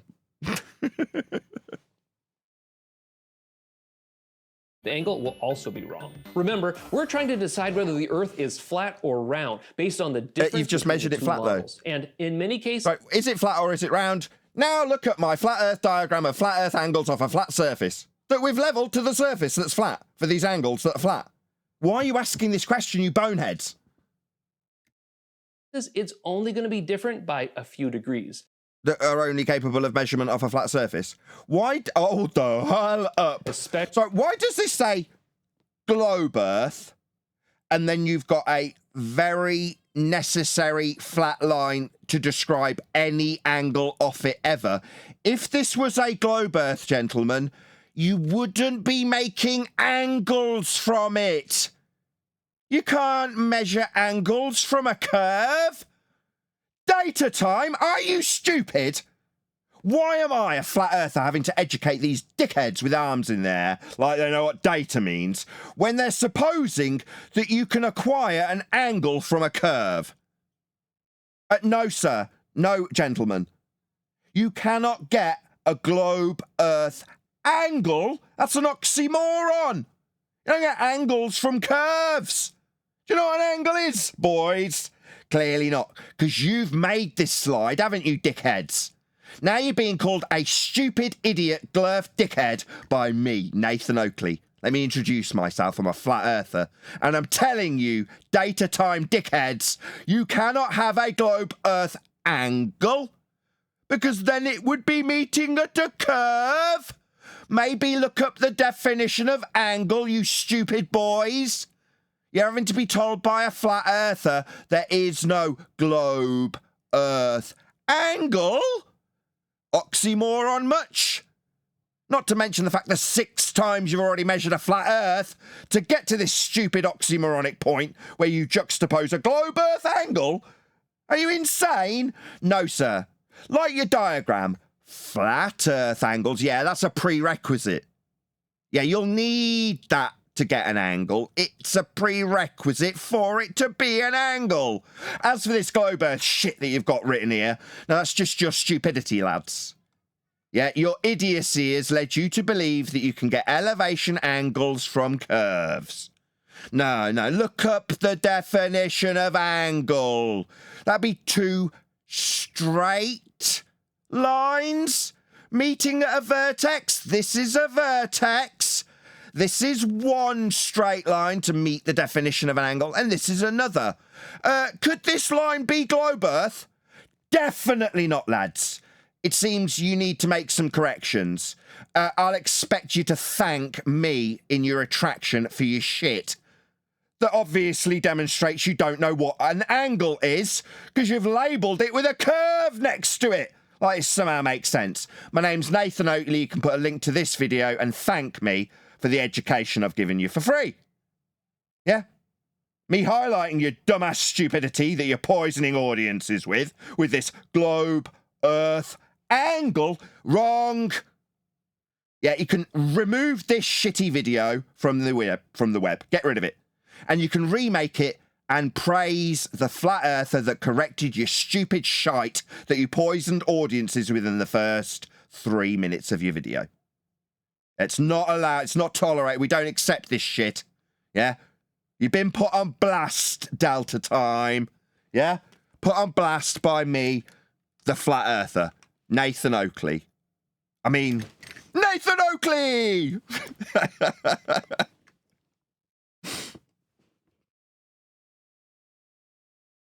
Especially if you're close to the equator. The more accurate we can make this contraption, the better. So how are you going to make sure everything is leveled properly? That's the next step. I need to actually build a platform to support the paper and vertical pole so that everything is angled correctly. For that, This sounds like they're going to get into materials. Am I wrong?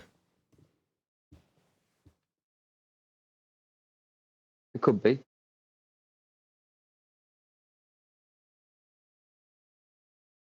cardboard to mark where I think the shadow should be. Using info from sencalc.org and some trigonometry, I mark the angles that I expect to see at my location this time of year. So the angles you would expect with respect to a horizontal plane of reference that you'd see this year, you'll need a flat earth for them. Right, back on track. I picked a good point to pick it back up. Somewhere between 32 and 33 degrees elevation. Elevation? That's 7. Sorry, elevation's described with respect to sea level. Now, I know, he means elevation angle, because that's what he's doing.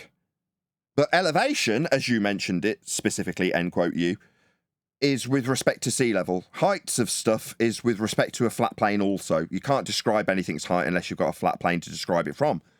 Universally, we take an average of the sea, that's sea level, and describe heights from that flat plane of reference that is sea level. So altitude, yeah, that's a flat earth prerequisite also. Now, if you're talking about elevation, end quote you, angle measurement, yeah, that, as we've already gone through in the other 6 that you used in regards to flat earth measurements that you'll be needing to make, you'll definitely be talking about elevation angle measurements off of flat earth, but we've already covered those. The shadow of my cardboard indicator should appear in between these two marks. I test this out with my light to ensure its visibility. Now, I go outside one sunny morning to test how much of an effect the wiggle room has on my reading. Initially, the shadow indicator looks roughly accurate, but if the platform isn't completely horizontal, the shadow... Come again? If the platform's not level with the ground completely and perfectly, if you haven't got a perfectly flat ground and the cardboard referencing a surface that is perfectly flat, your curved earth won't give you that. That's like something that's never going to be possible. And as I keep pointing out, a flat earth prerequisite. Whoever was trying to join G+, I wasn't quick enough. Just try again. shadow can move off its mark. It looks like it could be off by about half a degree here. The vertical pole Half a degree on a flat earth only. also has some play in it. It looks like it can cause a similar amount of error in the reading. I'm going to go back at high noon and try to get a better reading. Well, it looks like in less than an hour, our sunny morning turned into a cloudy noon. Oh, bummer. You won't be able to make any elevation angle measurements with respect to a perfectly level flat plane that you've referenced for your angle that you're measuring on a flat earth. What a shame. Got my time-lapse recording all set up to record the shadow at noon, and this is literally all I got. 7 minutes of overcast shadow, and the sun didn't come out for the rest of the day. Actually, the pages cap on the top of the pole and test it out. It's starting to look a bit more manageable. Let's test it outside. Okay, finally it's sunny and I can test this with real sun. And it More continuous. All right, it's starting to look a bit more manageable. Let's test it outside. okay. What's this? Is this a spirit level? Oh, it's a good job we've seen this just to make sure we're absolutely abundantly aware that you've got to have a horizontal plane of reference perfectly level for this elevation angle measurement that needs a flat earth to measure it. Good job you put this in frame. I mean, it didn't get another mention from you, but I'll make sure the audience that I've got knows that your diagram earlier that I tore you a new one over, you know, with respect to having a globe earth angle. I mean, with this diagram here in this little thumbnail, would it be the case that you're leveling to the globe earth? An impossibility? I mean, where does the bubble sit with regards to a curved surface? It doesn't. You know, you're checking how flat you've got it. Yeah? I expect a retraction. I mean, I want you to let Delta Time know this guy's put you on blast. Nathan Oakley 1980 sent me, and he's put you on blast. You've made an egregious error in regards to angle acquisition and described it diagrammatically like it can come from a curved surface. Something we would find so egregious given that we have spent literally years asking daily if you can acquire an elevation angle measurement from a curved baseline. We literally ask that question daily. That's why, Delta Time, it is so egregious to us when you do this. That's why I've sent my audience to you with a request that they let you know that at Nathan Oakley 1980 sent me, so that you can correct this egregious error where you think you can acquire elevation angle measurements from curved baselines. Outrageous. Please let them know. There's a link going by in the chat. Go ahead. Sorry. No, I'm just Not calling only people have to we- action. Go ahead, Chocolate. Not only have we asked the question, but we've been told by people on their own side that it is measured flat. So maybe go ask them why they're measuring it flat. You think you're here measuring it round, quote unquote. Yeah, there's 7 examples in the first 4 minutes, I think, where you can point out that they're measuring a flat earth to do anything. They just then superimpose a violation of an angle acquisition in this suggestion of a globe earth angle. I mean, it's outrageous. Like I say, we ask for this evidence daily. Just slapping it on something that's clearly got 2 straight lines with lots of angles detailed on it, and then just by fiat, globe earth slapped on there. Absolutely outrageous. Let them know. At Nathan Oakley 1980 sent me. Finally it's sunny and I can test this with real sun. And it looks like the wiggle that I was worried about isn't too big of an issue.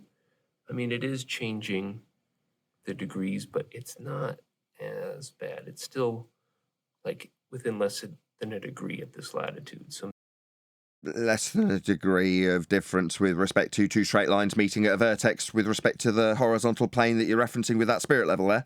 This is a flat earth measurement, mate. It is that simple. Now, you've appealed to your audience at the beginning of your video to let you know which way it's going to go. Well, you're doing nothing but making flat Earth measurements over and over again and showing your failings when you don't have the sun to make your flat Earth angle measurement. So, I mean, I don't know what more there is to do. I'm pretty sure we're going to now segue, now you've got a bit of data off of flat Earth, into your calculations of a globe. Let's see what happens. I mean, I could be wrong. So maybe it's not as big of a concern. Here is a time-lapse video of the shadow moving at midday. You need to record the value of the shadow at high noon, which you can do with an app like SunCalc. Or you can just record it throughout the middle of the day, and whenever the shadow is the shortest, that's when we are at high noon, or solar noon, when the sun is at its highest peak in the sky. Here we can see another issue with recording our shadow. The issue is not an issue. It's a measurement of a flat Earth. You're looking for answers, now you've got them. The pointed tip helps us record an exact value, but even a pointed tip is blurry on the page. Can't you just sharpen the end of the foam rod? No, it's not due to its point. It's due to the sun's angular size. What? Up till now, we've been assuming the sun is a point light source. But the sun has a diameter, and so light is actually shining from multiple locations across its surface. This means that the shadows cast from the sunlight aren't sharp. They are a little bit blurry. Based on the sun's diameter and distance from the Earth, its angular... Where'd you get those? Distance. Distance from the Earth. What I'm seeing now is him giving an example of an angle measurement to the sun. And he's saying that based on its distance and diameter? No, the diameter's extrapolated from Kepler and Huygens. Based on flat Earth angle measurements in the first instance, to derive sphericity, put it in orbital motion, make it elliptical, and then scale it with Venus. Go ahead, Chocolate. How would you even get the diameter if you think it has one? If the sun's not in its actual size ever, and it's not in its actual position? I'll tell you. How you getting that? I'll tell you. You derive a value for a sphere Earth based on the minimum elevation angle to Polaris. You then take that value and put it in heliocentric motion around the sun as a sphere, orbital motion.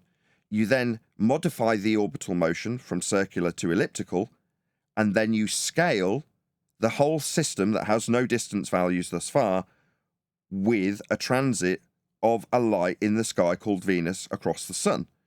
By ascribing that, the value that you originally got by deriving the minimum elevation angle to Polaris for a sphere-shaped Earth, onto Venus, you can scale the whole system and give the sun a radial value and obviously diameter, and a distance from us, with that ingenious assumption of Venus being the same size as a flat Earth measured, inferred, spherical, radial value of Earth. I thank you. So start with an assumption, and the rest is you're golden. Okay, great. Not quite. Start with a flat Earth measurement of an angle to Polaris.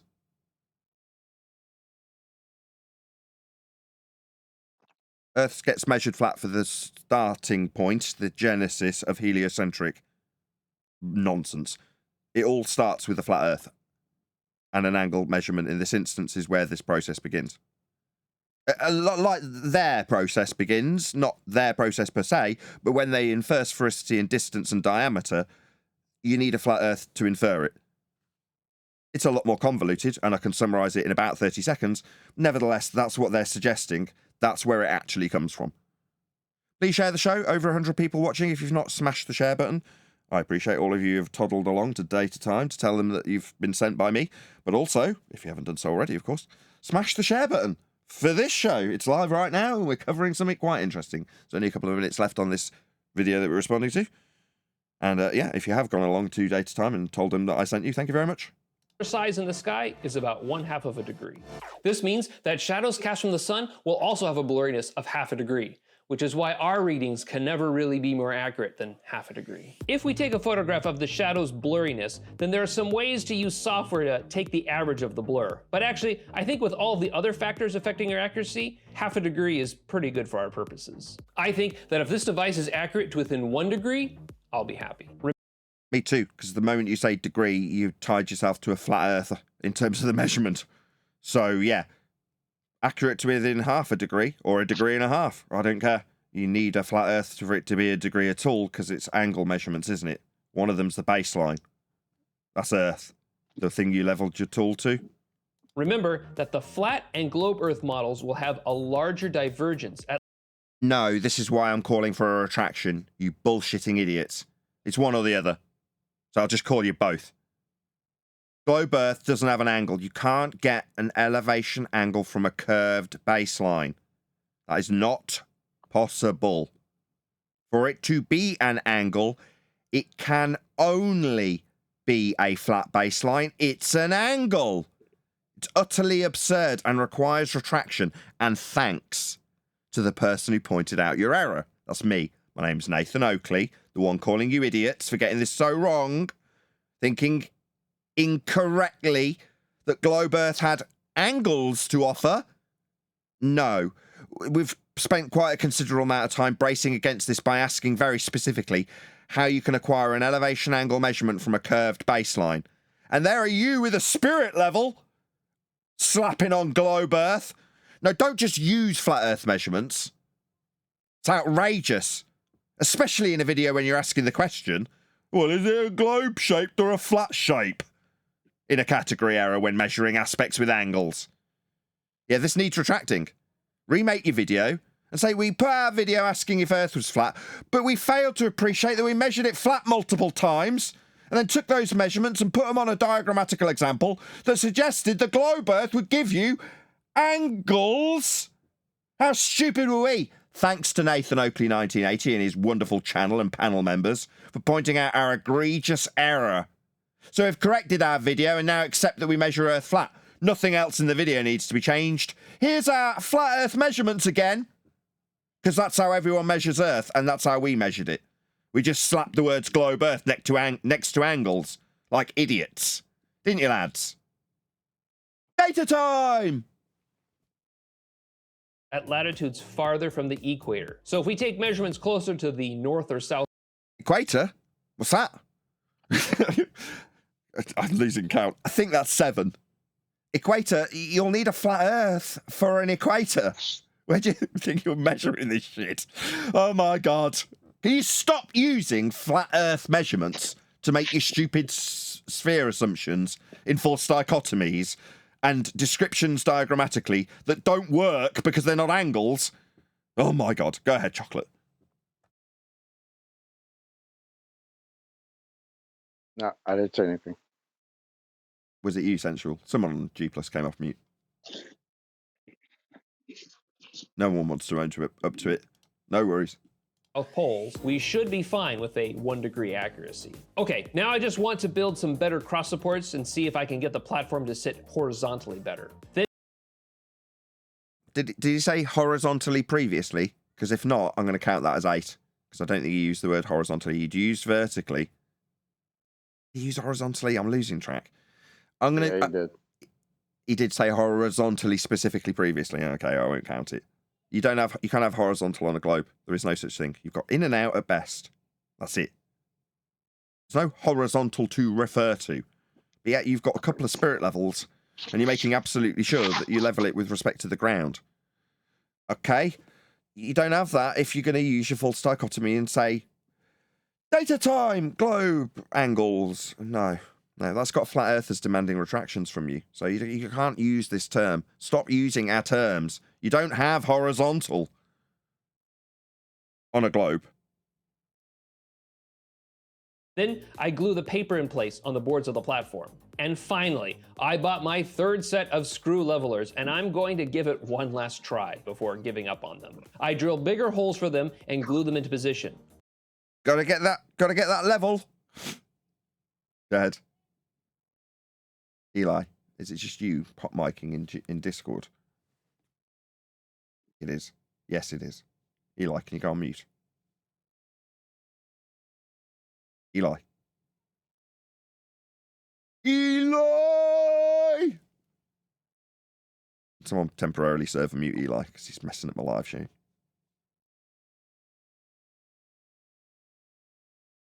Nope, nobody's doing it. Sorry, Eli, I've got to server mute you.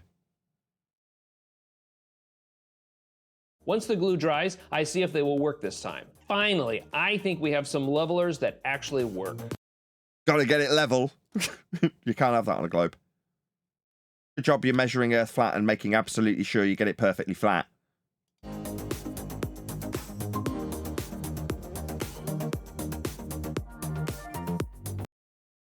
Look at all those lovely flat Earth angles. Wonderful, wonderful.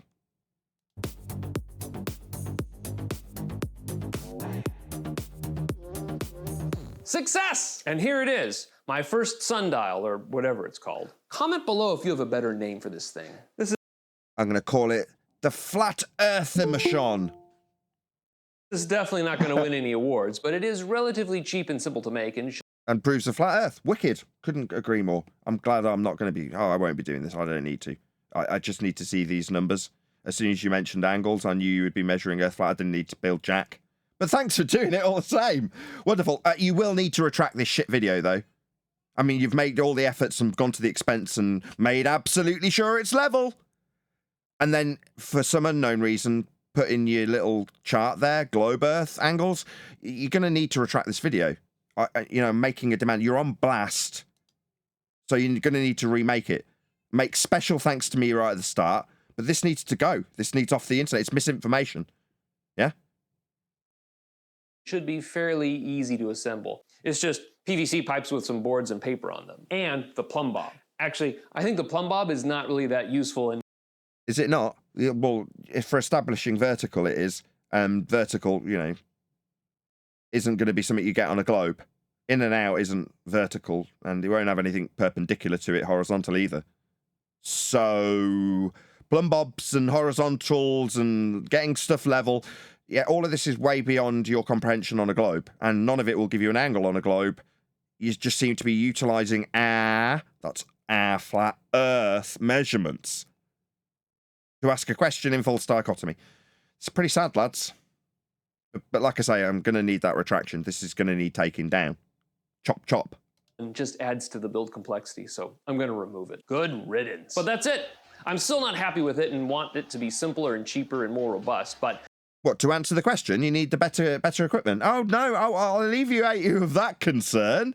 You don't need to improve it at all. In the method, no matter how well you make this device, you'll be measuring angles off a flat Earth, won't you, lads? No matter what you do and how well you do it, it'll be a flat Earth prerequisite for the angles in the base principle that you're using. You don't even need a tool at all. Go ahead.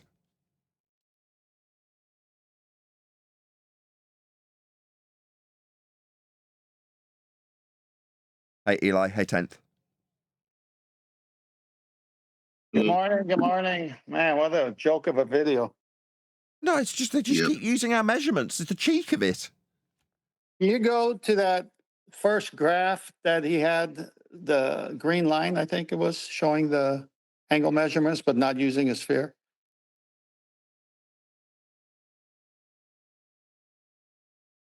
Are you there? I'm looking for it. Yeah, it's the one that you referenced all the time. The beginning. Yeah, I can't seem to find it. You chat away, Al. Oh, I've got it. Okay. What up, man? Yeah. Hey, how you doing, Chaco? So look at what he's got there. And I'm not sure if, because it's so small on my screen, but I see up to 20 degrees that matches both flat and globe. Do you see that? Yeah. Okay. Well, that's 1,200 nautical miles of flat. How can that exist on the globe? Can't. Okay. So right there, he doesn't realize what he's doing, even though the rest of this stuff is crap. Because he's got an elevation angle, two straight lines meeting at a vertex, perpendicular relationship. But he's basically saying, I get 20%, I'm sorry, 20%, 20 degrees and 20 degrees. Okay, well, if that's coming from your vertical, that's 1,200 nautical miles, all has to be reference flat. So how in the world do you even assume 8 inches per mile square or anything that resembles the sphere? It's just nonsense. That's what I'm saying. It's so egregious. They're just taking a flat Earth measurement and just, well, plonk the word globe next to it. It's be all right. No. Nothing works anymore for you. Well, he did more than that. He went, when he said the sun is a point light source, and then he showed divergent rays. Now, what are we told by everyone? The sun is so far away that the rays are what? Parallel. But Actually, he's showing divergent rays. I'd just like to slap in the anti-flat Earth words in here. Almost parallel. Yeah, okay. I mean, that divergence. And then he went to distance, as in height. But when it's the angular height that's important, not the actual distance in celestial navigation.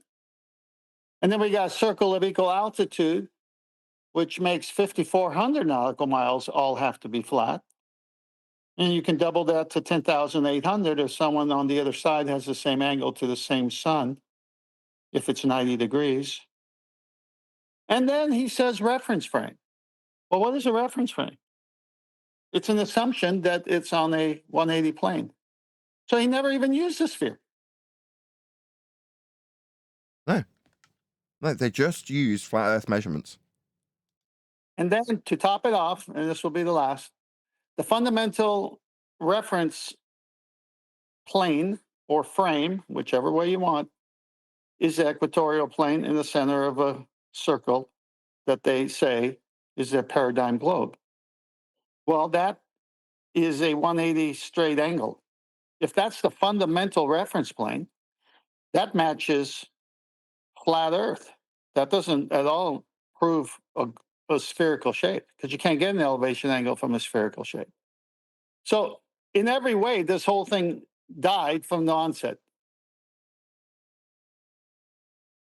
More robust, but this is the gist of it. It definitely works better farther from the equator, but then again, that's where the flat Earth model and the globe Earth model show the greatest differences. You said they could help. Pause.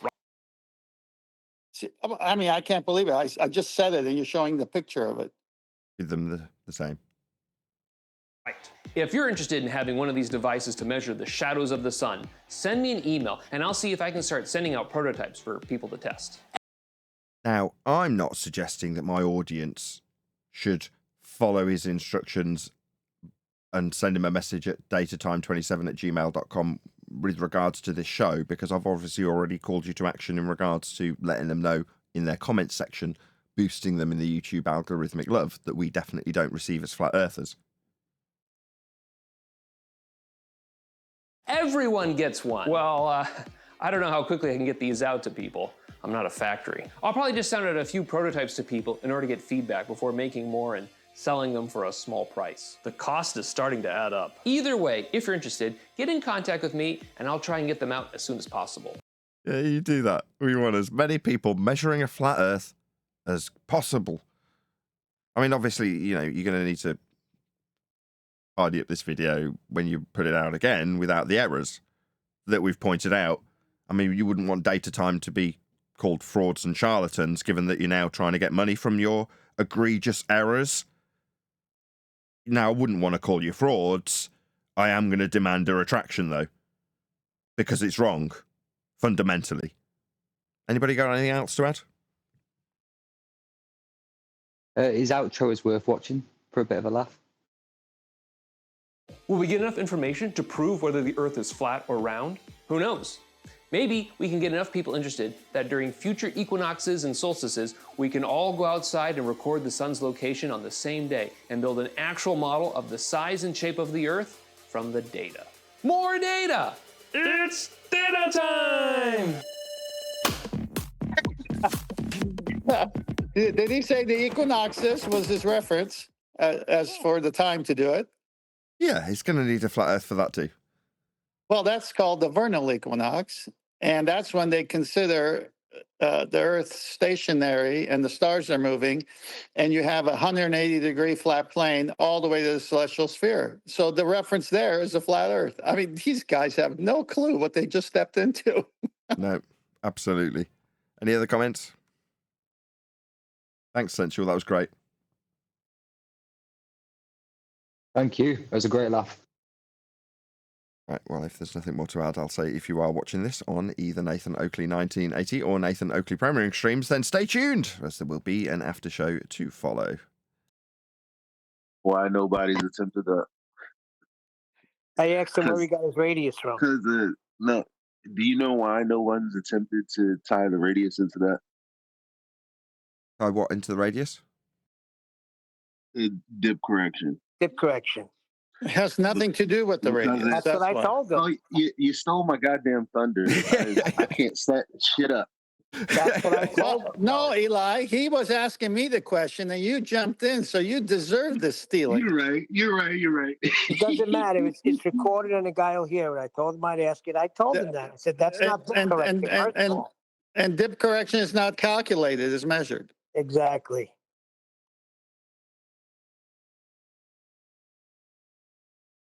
Yeah, you're right. I did try to jump ahead of you there. You had trouble getting on the show, it seems like. First of all, where did he get Yeah. his radius from anyway?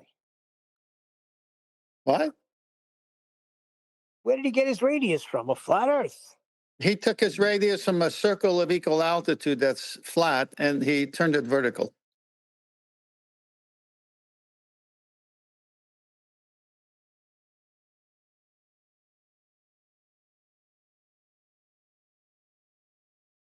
Just quickly, while things are a bit tense in the flat Earth community, quote unquote, at the minute, flat Earthers shouting at one another, you can always rely on Globus to bring back the comic relief. Who's shouting at each other? It's been a very calm show. Did you say 10th or tense? Tense. Okay. I wasn't following. Yeah, there's been a row going on. So anyway, it's calm today. Oh, must have done dip correction then. And it is funny that Whitsitt is always in the middle of it. Who cares? Those guys are doing what they want to do, and they're going to be laying all the evidence there as to their purposes, reasons why, and eventually come back and bite them. On what we're doing. And they can't bring our focus to all the things that don't matter now. Yeah, there are gonna be some other nondescript flat earthers out there doing whatever they're doing. But if we are consistent, all of the stuff we talk about can blow up at any time. It's just a matter of time. Exactly. You remember years ago, I said this so-called flat earth community has all kinds of people. Okay, I'll start with me. I'm a devout Christian, so I'm going to have my viewpoint guided by the Word of God. Then you've got New Agers. Then you've got other people with different backgrounds, different religious upbringing, let's say even. You've got every type of person there is, even people who are into conspiracy theories. And obviously, there are conspiracy theories that are true. And then there's the whole title of conspiracy theories to make you look stupid because of the way they control the media with those, with that term. So it's not a shock that some people who actually do accept the earth or believe the earth is flat will be into other things that maybe we aren't interested in because we're just FED and that's all we are. So we're going to say, yeah, he may be right on the flat earth, but I wouldn't be going to Ether or I wouldn't be going to these other places. Look, how are we going to stop them from going there? We're not. Let them go wherever they want to go. Yeah, but he's not even bringing up flat Earth. That's the problem here. He's doing a horrible job representing flat Earth. Well, why do you think he represents flat earth when he represents himself? Here's the thing about it, though. Yeah, it's annoying. However, when people come up to me trying to debunk flat Earth using his words, it's a layup for me to knock them out with flat Earth. So I don't quite mind it. I have never had a normie come up and use somebody else's words that you guys are talking about. It's because we're in the small world of flat earth and some have gone to other things. And when you talk to the people in both camps, that's when it comes up. But everyday life, it never comes up. I agree with that. Everybody I talk about it with, they go, all I could wonder when I was on my cruise is why it looks so straight. Everything is flat. Yeah. That's every personal interaction I've ever had that didn't have to do with hypotheticals. When they say they experienced, they're like, yeah, I don't, you know what? I did wonder that. And then when I give them the cowbell, they're like, wow, so what's going on? I'm like, that's your journey, buddy. Same thing. Those same people, Eli, were on a 6-hour airplane flight from New York to LA. And for most of the flight, it was level. Pitch data will prove it. And it's the same as them being in the ocean and seeing everything flat. There's two kinds of people on the plane, right? Because I had one friend tell me, I fly all the time. You know, they have a little screen that shows you how you're flying over the globe. Also, they say, you know, they'll give you points like I flew from here to here. How would that work on a flat earth? Now, majority of my friends, when you bring up flight, they go, oh yeah, I heard about the flat earth thing, and then I looked out the window and I didn't see curvature. That so there are people that are paying attention and they're being honest about what they see, and then there are people that are seeing what's in their mind. Like Yeah. who on the hill sees the Yeah. sun going down and the eyes in his A head fool on the sees the hill. worlds, you know? You Don't know? do that Eli, again. That video I put Just yesterday has let's just get exactly that squared away. The, Don't do that again, sorry. Eli.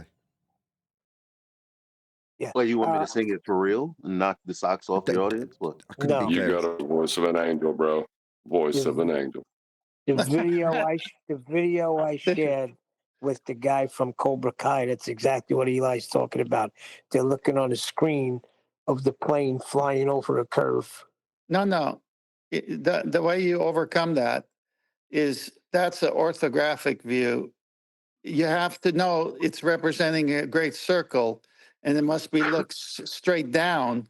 So it's not a curve, it's a straight line. Yeah, the guy Yeah, but Johnny. that's a very small. Most people, when considering flat Earth, don't think about that. They just look out the window because Google says that the horizon is curved, and they don't see a curve. That's what most of them are thinking about. They're not Well, thinking that, about, well, look at this screen, and that was my point. but I know, but the horizon, if Google says that, we got another major win because the horizon is not curved. The horizon is what the navigators use the sextant to get the zenith position of the sun using the horizon, which creates a perpendicular. So it's impossible for the horizon to be curved. Well, Johnny says in the video, well, the map is flat and it's a straight line. So can you please get us there faster? Oh, he said that? Yeah, that's why I wanted you to play it. It's a master thing. Anybody can look at it on their own. He said, I love Cobra Kai. well, the map is flat, so tell the pilot to fly straight. Yes. Well, you watched it. Johnny said that? Yeah, I love his character too, man. Which, by the way, that was insane. The ending of the last show. I can't wait for the next 5. You know what? I haven't even seen any of this season yet, so I'm excited. Well, season 6 is broken up into 2 5-parters. The end is insane. When people see that curve over the flat map, that is where they're trying to insert a great circle route over a rhumb line distance. That's what they're trying to do. Excuse me. Shout out to Unless- Battle Mod. Battle Mod has been talking about rhumb lines for years. Yeah, he's right. Because I bring it up because the thing about rhumb lines and it's great circle routes, as they call them, the great circle routes, you can only fly a great circle route if you're going exactly north to south or exactly south to north. Because a great circle route is along a longitude line. Right? Technically, it's along a longitude line. Anything that deviates from that, right, is going to be a rhumb line distance. So when they fly short distances, they can use great circle route distances or rhumb line distances. But if the distance is anything large at all. I mean, I'm talking about an hour of flight or something like that. They have to go to a rhumb line distance, because most of the time they're not going to be flying exactly north to south or south to north. They're going to be deviating from that. And rhumb line distances are the only distances that fit that, because they end up being greater distances, if you know what I mean. I did a thing on it, and I linked a video where they explain it. But the ball are saying they always fly great circle routes. No, they don't. That's a lot of rubbish. Well, Brian, Go on. yeah, that you had a flight data on a flight from, I think, England to somewhere in Africa. Was just a large distance. It was a straight flight. What was that again? London to Accra in Ghana. That's right. Go over that. Well, why I bring that up is that would be along what they would call a great circle route, because it's directly along a longitude line. So the longitude line that London sits on, Ghana sits on basically that exact same longitude line. There might be a tiny, tiny bit in it, but it's so tiny you wouldn't have to worry about it. They wouldn't have to deviate any flight until they get basically at Accra and then land. You know what I mean? Take a slight right or something. But the reason I bring that up is a complete debunk. It's the absolute destruction of the claim that we're rotating. The reason it is the flight is 6.5 hours. The distance is just over 3,000 miles. Now, that's reality. Reality, distance from London to Accra is just over 3,000 miles, and the flight is 6.5 hours long. Mm-hmm. But if they were really on a rotating globe, right, then they would have to leave London and head out over Schiphol, which is in the Netherlands, Holland, and head for South Asia to meet up with Accra. And they'd have to travel over 6,000 miles and do it all within 6.5 hours. But the problem with that, the ballers will say, no, like, this is the ignorant ones. They say, no, there's the conservation of momentum. Now, they don't even know the conservation, which one they're talking about, right? Yeah, see, that's BS.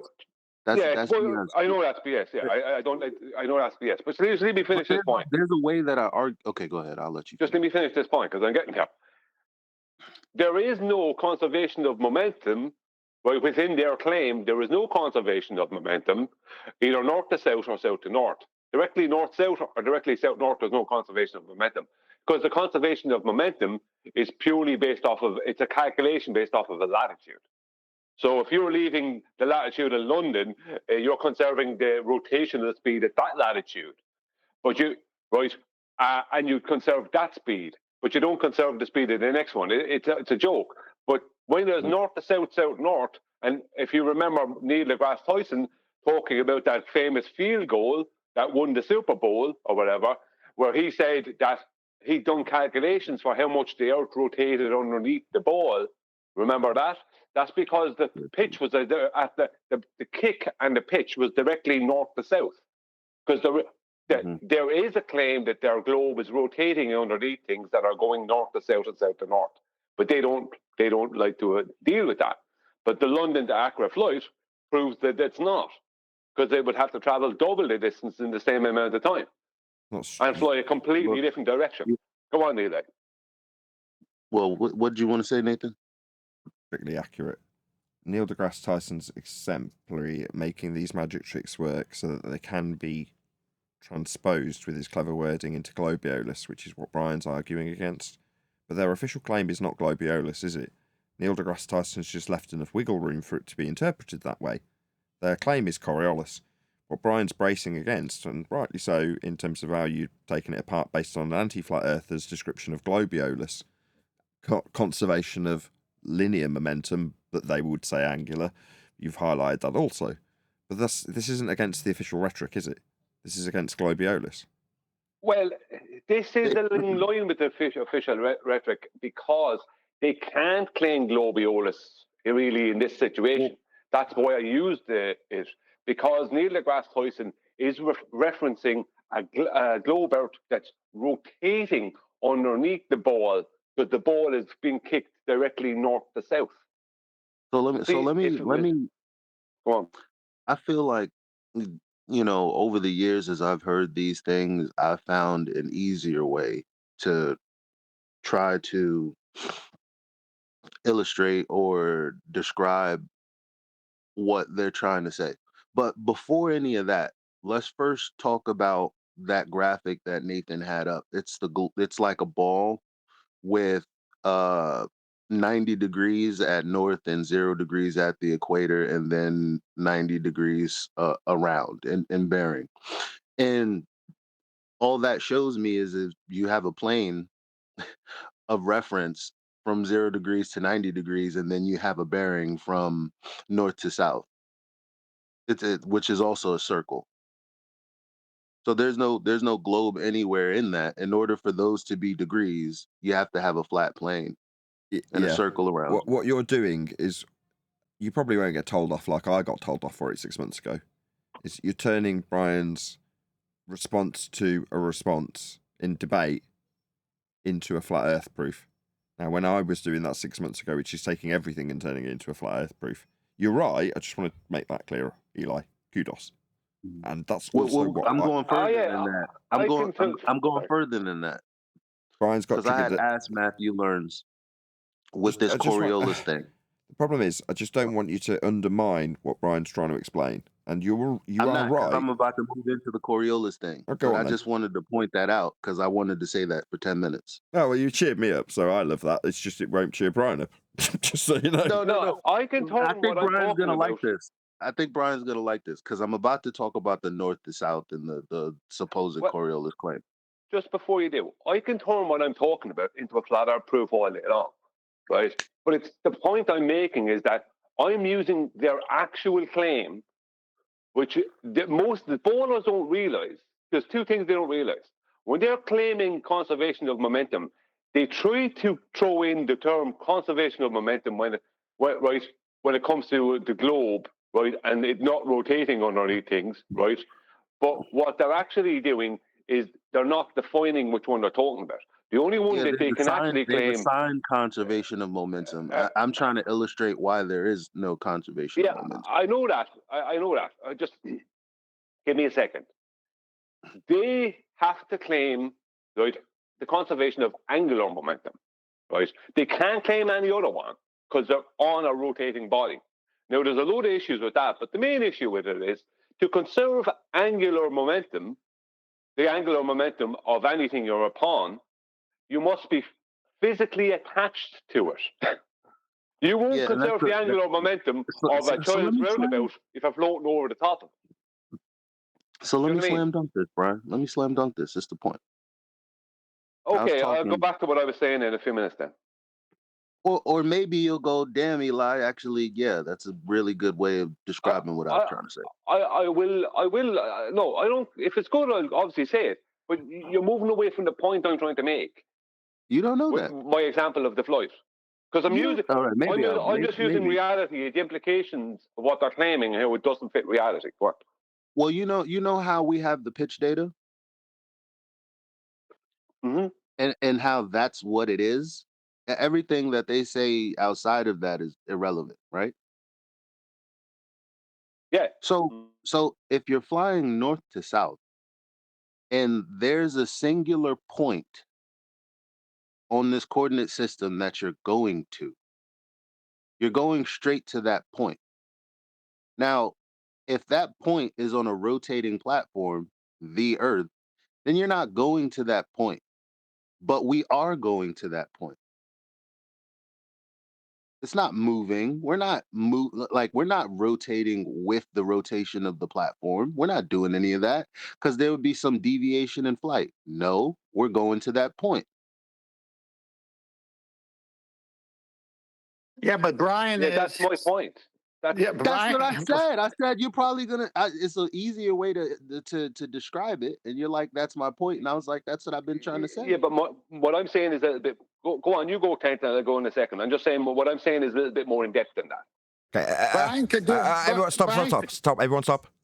I want everyone to start talking a little bit slower because I can just hear how you're all quickening up because you're waiting for your time to talk. Right, I don't want this But can I say one more thing? You can if I can just get to the end of a sentence, and I encourage all of you to let everyone get to the end of their sentences. There's no need to rush, and I don't want it to descend to chaos. That's all. All right. I don't want it to descend into chaos either. I began talking with saying, now I've been listening to you guys, and based on the diagram and based off of what you said, I've been talking about this with Matthew and others for years, and I found a simpler way to describe what you guys are saying. So when you say it's more in depth than that, Brian, I know mine is the simplified, not that version. All right. That's not what Brian's doing, though. Brian knows how to simplify it. It's pitch data, very simple, and he just uses it. But when Brian wants to come at it from a different angle, so to speak, with a glober who actually is gaslit to think the Earth is spinning, then Brian could approach it from that point of view with the London to Accra flight. They're both doing the same thing, but he's coming at it from two different viewpoints. And we need to have the ability to come with as many viewpoints to prove a point that leads to the same truth. That's all. Yeah. Well, exactly. Well, see, both you and Eli are correct. But what you're saying is part of what I'm talking about in London and Accra. And now maybe you already realise that. Because my point is that for the plane to fly from London to Accra, right, from the north to the south directly, right, on a rotating globe, because they can't claim conservation of momentum north to south and south to north, only east to west and west to east.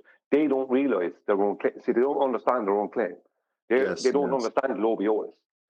So my point is that if that plane is leaving London and flying directly south to Accra, the only way it can get to Accra if we're on a rotating globe, right? And this is why Neil deGrasse Tyson used the Earth rotating underneath the football, because he knows that there is no claimed conservation of momentum happening, with the exception of the latitude they claim to take off at, north to south or south to north. That's why he used that.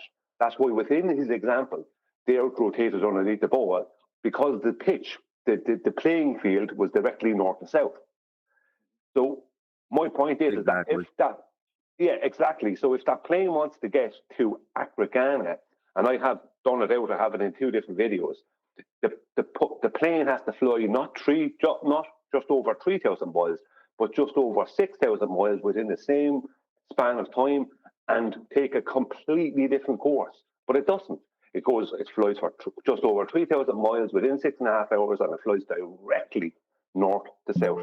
And then from Accra back to London, directly south to north. There was no deviation.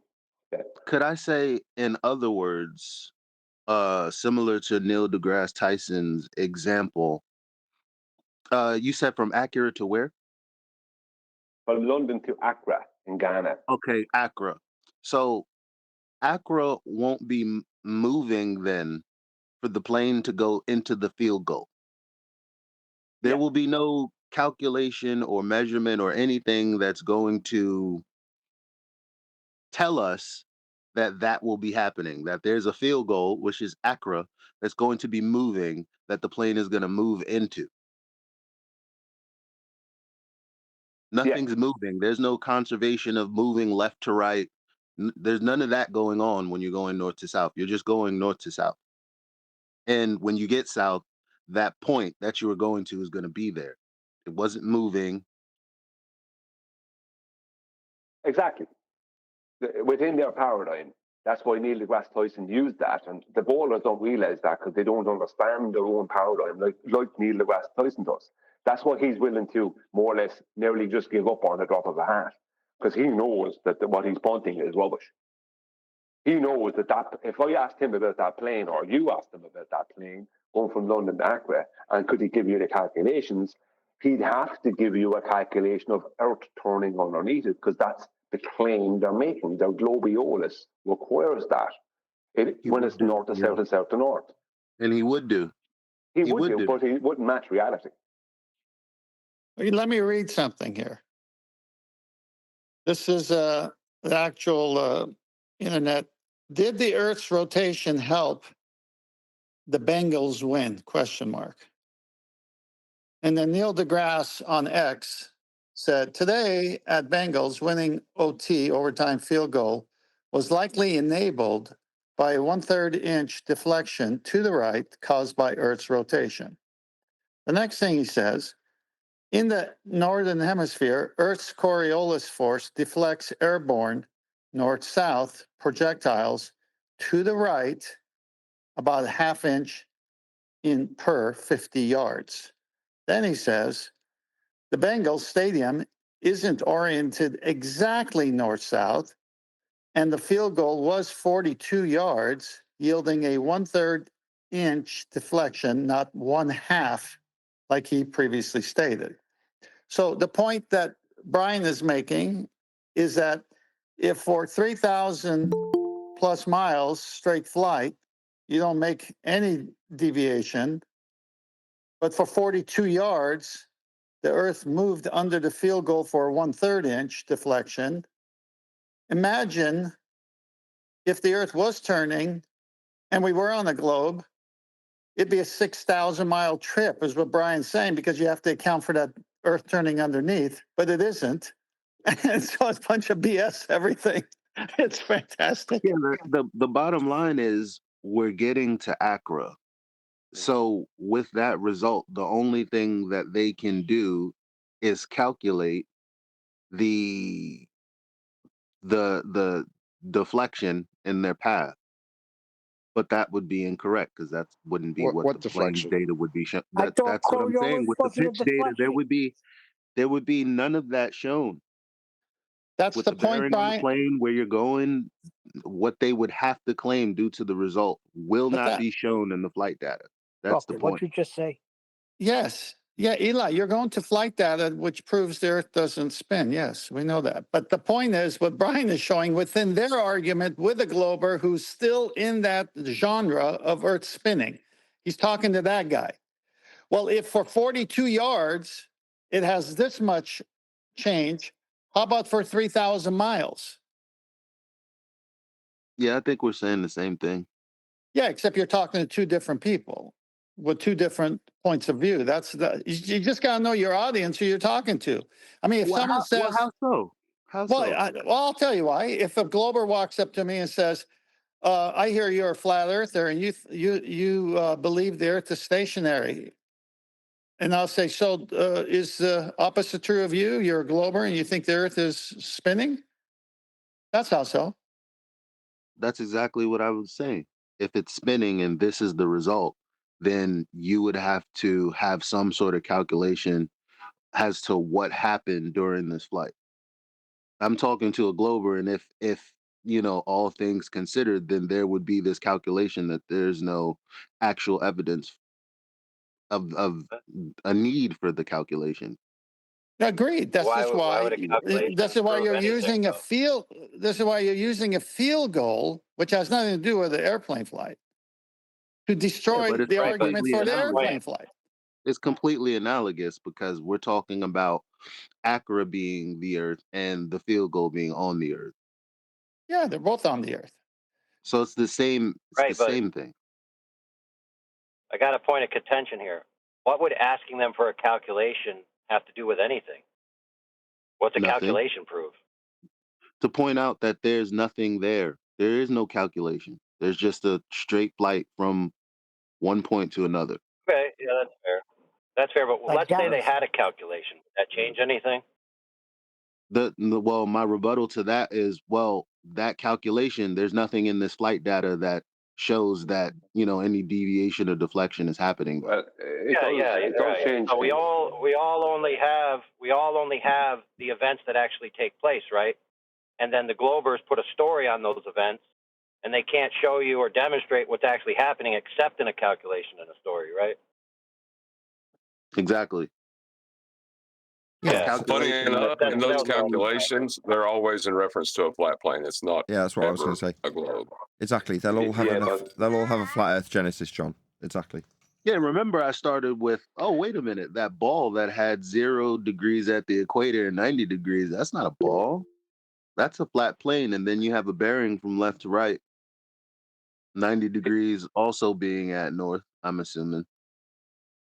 Well, it's very simple. Is Accra claimed to be over 6,000 miles away from London or over 3,000 miles away from London? Because within their calculation, that plane has to fly, well, over 6,000 miles to get there.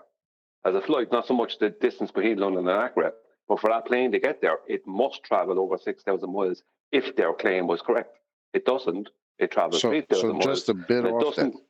Yeah, and it doesn't take a flight path towards South Asia. It goes directly south, or directly south to West Africa. Yeah, that's another thing. If the if the if Accra is moving, then you have to account for that extra distance that you'll be going to where Accra will be. There's no extra fuel. There's no extra anything. Nah, man. Why would you have Hey, I to got a account question. when? Sorry, Good, but I AI. was just going to interject there and say, is that route in either of the jet streams?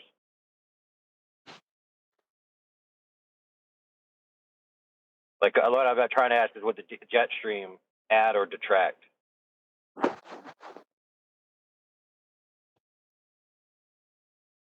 Jet streams in North America is west to east.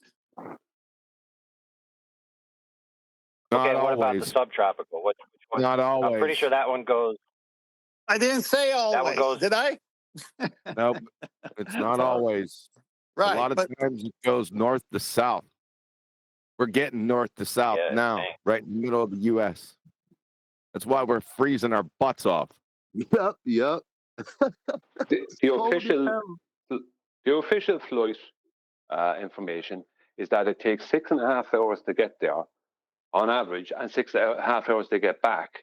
So that tells me there isn't a jet stream issue because it's the same distance, same amount of time both ways.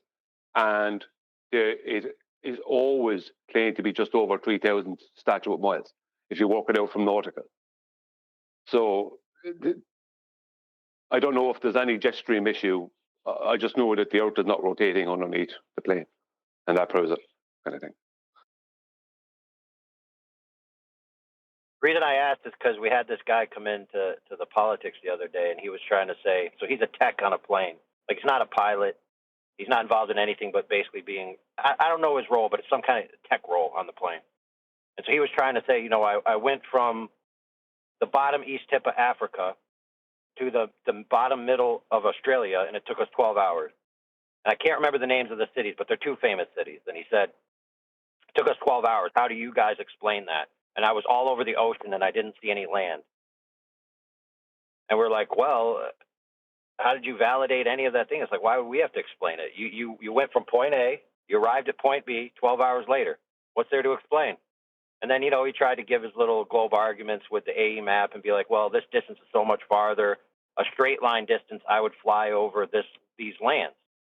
Interestingly enough, somebody in the panel over there brought up to that guy, hey, you know there's a clearance that you have to be called ETOPS or something? I don't know if you guys heard of that. If you have, that'd be cool. But it was something to do with you have to be a certain range from land when you're flying certain things for safety reasons and all this type of stuff. Yeah, you And so must the be basic within an premise hour was- or so of land. That's generally Yeah. the thing. So the basic premise is just because you can't see the land doesn't mean you can say how far away you are from the land, especially when you're not the pilot or nothing. So just being a passenger on a plane, even if you are some kind of tech, and he didn't have any priviness to the actual speed, the actual any of the gyro, none of that. So it was basically just trying to debunk the path. And the other guy was telling him, dude, planes don't even fly straight in this corridor. Like they don't just fly exactly straight. They fly in approved corridors and approved flight routes. So he basically had nothing. And then he challenged us, you know, well, how does that work? So one of the guys brought up to him, he goes, okay, so when you're flying there and you were in the plane and you were looking at the instruments, the plane was always level, right? And he's like, yeah. And they were like, okay, so the plane wasn't rotating to adjust anything, right? And he's like, yeah. And then the other guy says, okay, so you're basically admitting the Earth is flat. And then we gave him the snacks in the back, bathrooms on the right, DJ spin a request. But Interestingly enough, though, sorry, I want to finish this That's up real quick because I want to get an opinion on this. Interestingly enough, though, I flew from Savannah, Hunter Army Airfield, to Kuwait via Ireland and Germany. And curiously, that pretty much is a straight line on an azimuthal map. And so from his argument where, well, the route of a plane, quote unquote, proves the map, I showed him a straight line. And I said, okay, so if I have a straight line from the places that I know I went because I landed in them, not just you who were over the ocean, does that prove that the Earth is an AE map? Guy's head exploded. Well, yeah, how I normally deal with those guys, like the example I was using a few minutes ago was purely just a debunk of rotation. But how normally I deal with those guys is I would have at one time just gone straight to the lift effect. But now I have the pitch data, I just throw the pitch data at it. You know what I mean? That kind of thing. So I'm interested in arguing about routes and speeds because I don't know all the information that Qantas have or whoever Lufthansa have for their routes and speeds and all the crosswinds and the jet streams. I don't know all that. So why argue all that? Crosswinds. Yeah, whatever. Yeah, You know what I mean? Yeah. So I go straight to the lift effect, and then I'll just go pitch data. Boy, these days I have pitch data, so I just do that. But either way, I just I've lift done it effect for is years enough. without the pitch data. Soon as flight's brought up, they're finished. Any flight. So I never went down that route. But you can. I mean, if you're well versed, and then set them up. But Yeah. I agree. Just kill them quick. So why it was interesting about what you guys were just talking about is he was making a claim on I know that I took this long, and basically the plane flies this fast, therefore it must have been this amount of miles. But I was asking him, is there a jet stream there? And he couldn't tell me, so I looked it up, and there actually is a periodic jet stream almost exactly from the tip of Africa to the exact bottom of Australia. And I was like, dude, well, did you even think about this? And he's like, no, not really. It's like, I'm just a tech. I'm like, so why don't you go back to your plane, get all the particulars, and when you have them all ducks in a row, come back and let us know. Until then, you got nothing. Yep. It's too vague to begin with, but you can kill them quick unless you want to play with your food. Even when he comes back, he's going to have nothing. How do you know if there's a jet stream involved or anything to do with any stream of air? Is that if the distances or if the time of flight from one location from A to B is different from B back to A, then you know that there is definitely the input of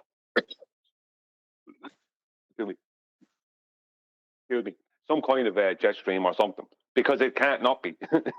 It can't. Yeah, but check you this can't out. have some flights Check be this out, brother. not a problem and other sides be a problem. Yeah, so check this out. In his flights that he did, so if you take the arc that they say the plane goes on the map, which by the way isn't validated in any way, shape, or form, it's just a projection on their little system, and then you take a straight line and you get somewhere in the middle within that path or within that corridor. If you look at the jet stream map in that corridor, the jet stream is only on the bottom portion of the corridor. So the plane could actually fly in one direction and back the other without having to go through the same jet stream. The jet stream, I've been in one going to New York, and we got there fast. But then on the way back, it took a lot longer to get back to the West Coast because we were into headwinds. It's just time. Yeah.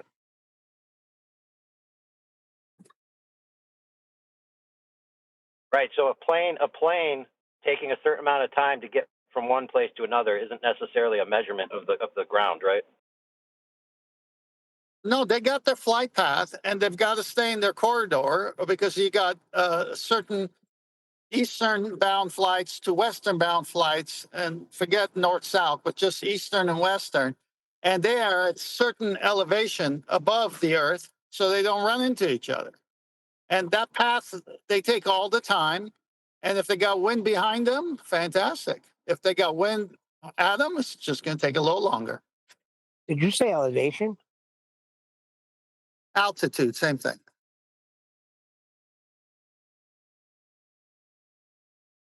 Hey, Brian, I got to go, but is it true that in Ireland, the rum lines are a lot longer at your pubs?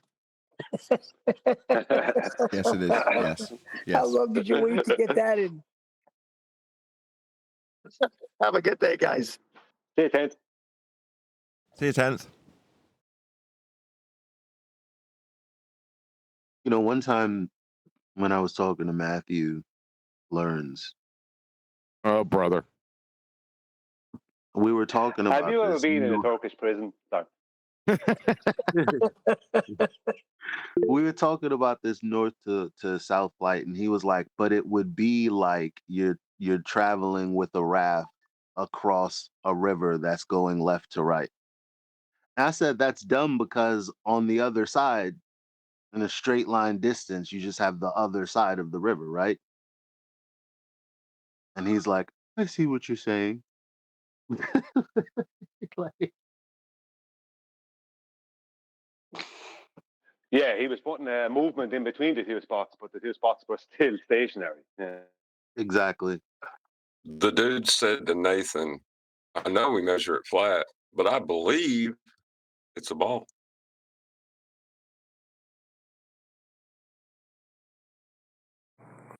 That's Dude, exactly what he said.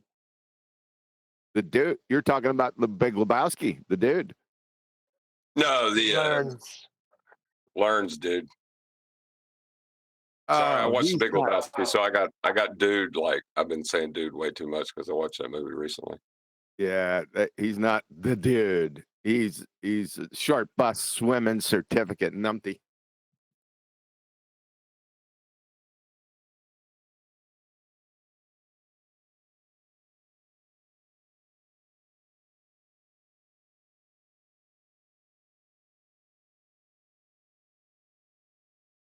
Who, Matthew?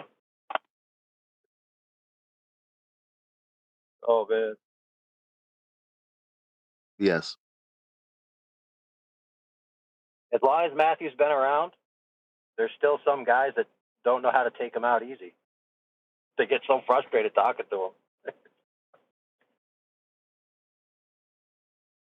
Everything and anything that come out is incoherent pie hole for the past 4 years that I've met him in 24/7. I've ripped him to shreds on each and everything he said in a matter of seconds.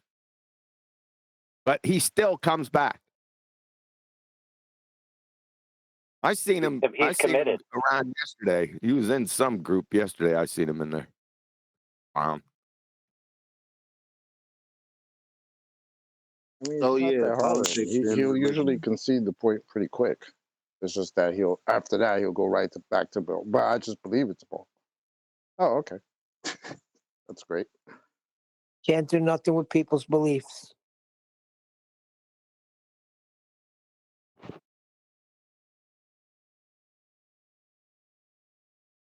It is not a belief. It is not acceptance without evidence. It is acceptance with contradictory evidence.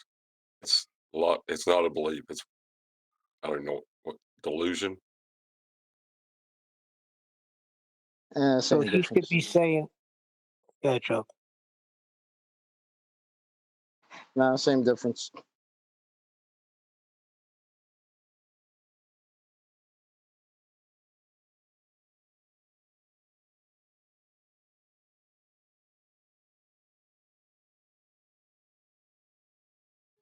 Decorating our tree.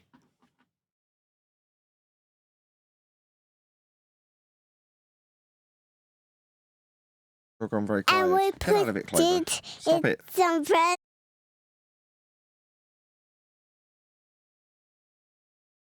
Yeah, my Who's wife that? wants to do the tree. Why have we gone quiet? Who's that? Team Delta? My God.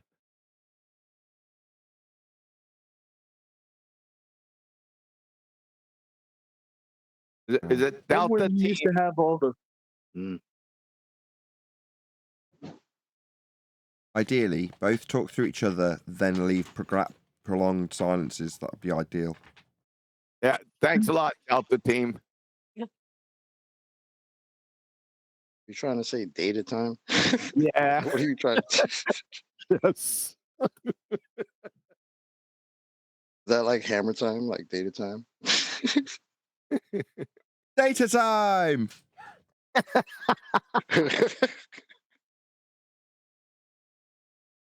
Why is the tree going up so early? That's what I want to know.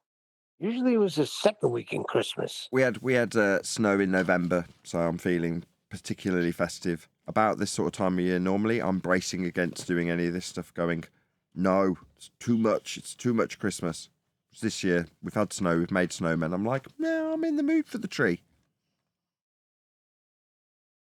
So we've got a tree. There are people who literally put their tree up the day after Thanksgiving.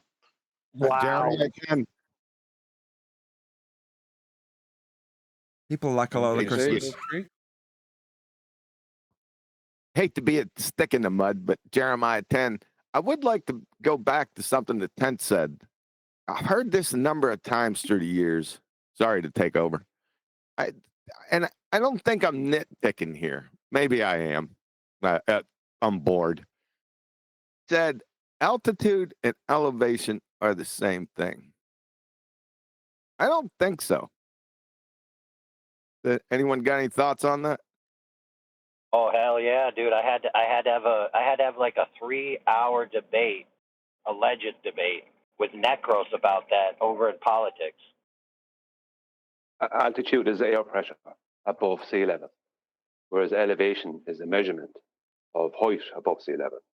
I know But Johnny. a mountain has elevation, an airplane has altitude. There's But I still a know height Johnny above got level. upset with Nathan with that. That's incorrect. It has nothing to do with altitude, and they're not both above sea level. They can be, but they don't have to be. One doesn't have to be. Which one doesn't have to be? Well, let me tell you the argument I had with Necros. He was telling everyone that mountains are an altitude, right? So they're the same altitude no matter what.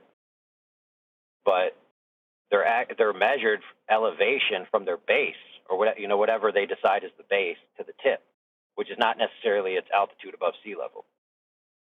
So I think that's the distinction. Well, can somebody go get some like a comparison or something? Can somebody go get it? They're Use your words. Yeah, I'm trying to. I'm trying to. Hard to use words. You guys remember this old saying about the mountains? How like some people would say this mountain is the tallest mountain, but it's actually not the highest point on Earth. You remember that? That used to be. People explain the difference between certain mountains and areas. Yeah, because from sea level, it's one thing, and from its base, it's a different thing. All I know is the guy Johnny, the Earth the is a captain globe. of that boat. There used to be a captain of some sort of boat. The guy Johnny that we can't understand. He would get very upset with Nathan saying circles of equal altitude. He wanted him to say circles of equal elevation. All right. So I typed it in. Let's see. Let's see this. Let's see if it's correct. It's from the AI bot. So it says altitude and elevation are not the same thing, but they are often used interchangeably. That's what I was trying to say. They're used interchangeably. So altitude, the vertical distance of an object above a reference surface, such as sea level. Altitude is often used to describe the height of something suspended, like a plane or a cloud. Altitude is measured using an altimeter or altitude meter. Brian might be correct with his air pressure thing. And is based on a given reference datum. So that's altitude. Elevation is the height of something standing, like a building or a mountain, relative to a fixed geographic reference point, such as sea level or ground level. Elevation is measured using differential leveling. Altitude and elevation can be changed based on. Oh, I'm going down the poop chute. Altitude and elevation can be changed based on air pressure. That makes no sense to me. It's a building's height changes if the air pressure changes. that's what I mean. This is nonsense. Yeah, sometimes those AI little blurbs that they bring back get real retarded real quick. Yeah, it contradicts itself. So what is the difference then? Well, no, because right. See, let me give why they're saying that. Yeah. If I have the top of my local mountain, or whatever mountain is closest to me, and it's winter time, I'm on top of my local mountain and it's summertime, due to convection, the air pressure at the top of the mountain may be different between those two seasons. That means its altitude will be slightly different. But that wouldn't affect an airplane, because where the airplane is, the air pressure, let's say if it's 6 miles up, the air pressure up there is nearly always about the same. That's how they know they're at that altitude, because it doesn't change. Seasons don't affect it because it's too high up. But your average mountain, right, maybe not so much Mount Everest, but your average mountain, there can be a change from season to season in its claimed altitude for that reason.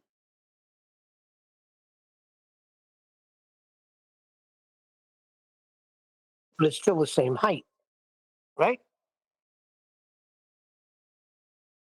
Its elevation is right, but its altitude technically can change with temperature.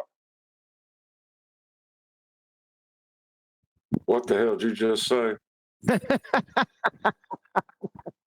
If you want to throw a wrench in the works, they've actually changed the elevation of some mountains throughout the years because they changed the local reference of ground level.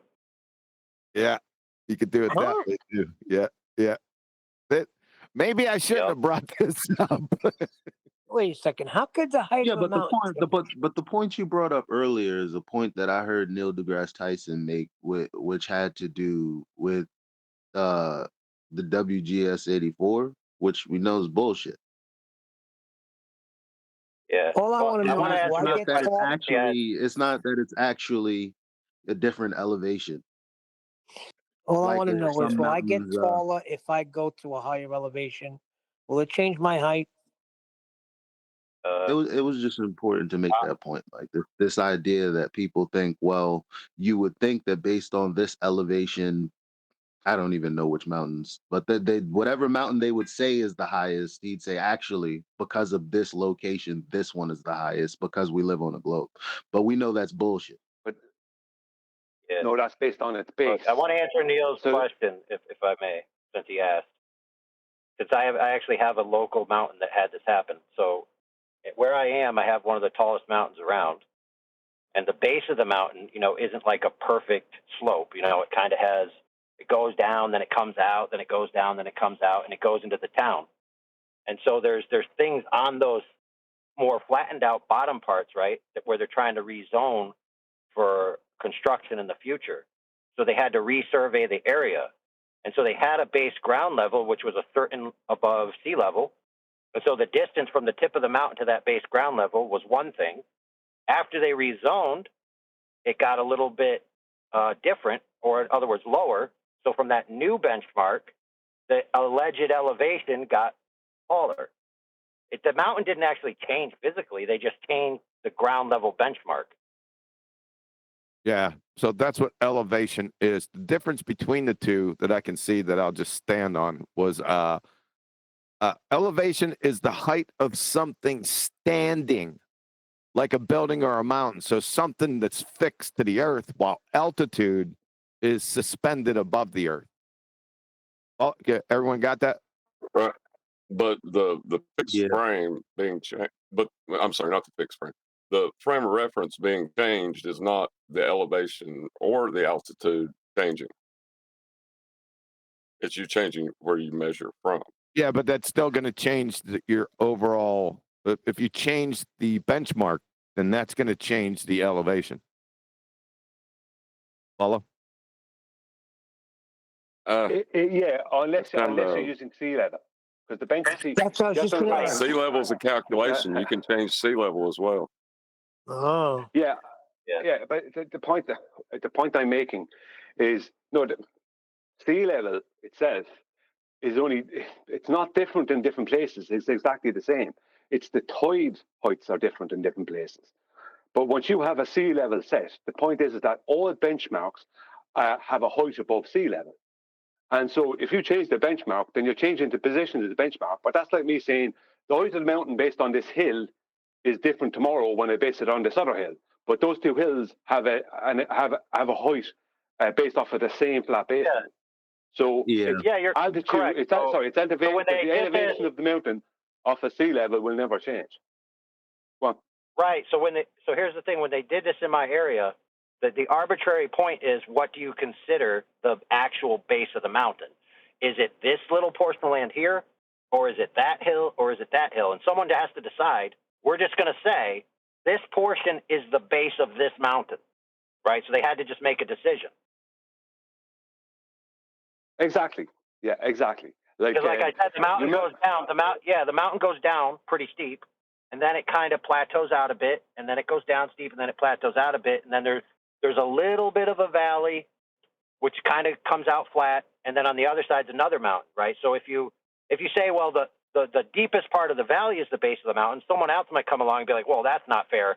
That seems silly. Obviously, that first hill is the base of the mountain, and then you have to decide, well, who's right? And that you can only decide that by coming to terms. There's like no absolute right answer. So Right, it's a reference that's invariance, but it, understood. Like it seems we got that all clear. So circles of equal elevation or circles of equal altitude?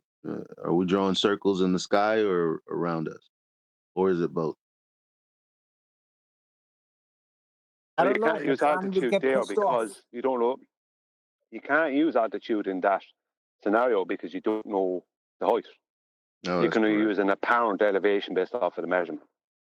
Because elevation is a measurement of, let's say you could take the elevation of a plane, but it won't give it its altitude. Its altitude will be based off its air pressure. according to what John just said, altitude is the only thing you can use to describe it because it's suspended above. It's not However, attached he to did make that was a valid point though, no? Yeah, you don't usually hear it described as the elevation of the airplane, right? Or the altitude of the building. You don't. At least I've never heard that. Correct. Correct. That chocolate's got it. Yeah. Yeah. But But when with it the comes to stars, celestial you can't give navigation, them it an just sounds altitude. like the language gets a little.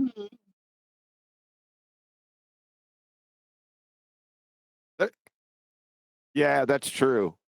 Like elevation angles of celestial objects, really an altitude angle, right? Which But it it's not. can't be because altitude is No. based on air pressure. Yeah, it can't be. It has to be elevation.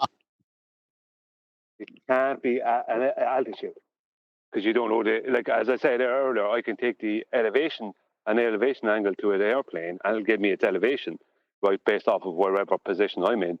But its altitude might differ from my elevation measurement because But its altitude is based off air pressure. Let's just keep them elevation angles. Heck with it. As long as you're using the same frame of reference, you're not going to be able to change those two. That's true. Yeah, but I'm in this talking about, case, John, they're if you're basically measuring, the same. Yeah, but if I'm talking about, if I'm measuring an elevation from where I am, not sea level, to an airplane, right?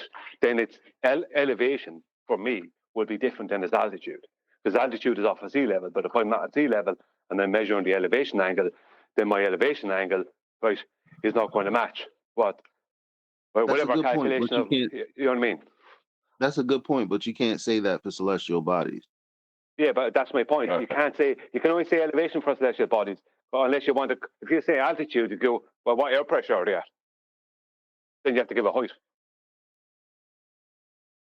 Yeah, I've seen in some elevation angle definitions they call it the altitude angle. Yeah, how do Well, what you is the describe something what's the angle? you can't correctly describe? You know, anyway. They What's just the made a ang- choice. They made a choice. It's the same thing. There's no what is other the way angle? to.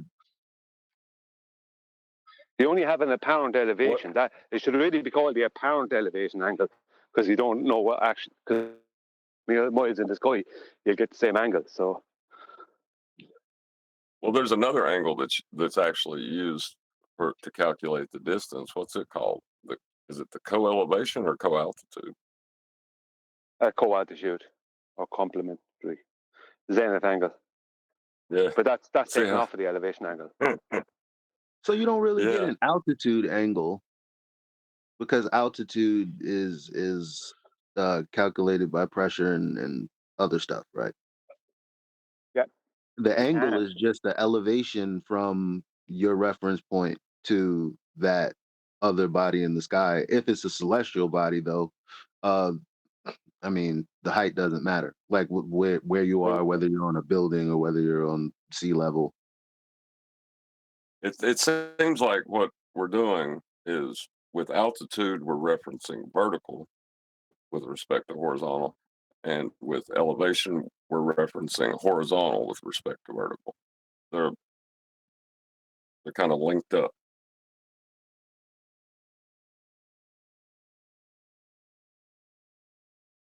So how's the weather? It's cold, man. Oh, thank God we're 3 million miles closer to the sun.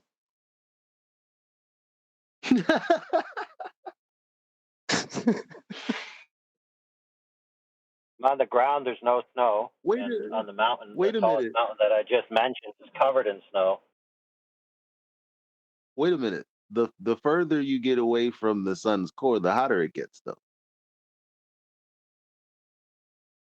Yeah. No, bro, I like reverse entropy. my sun theory the best. I love it.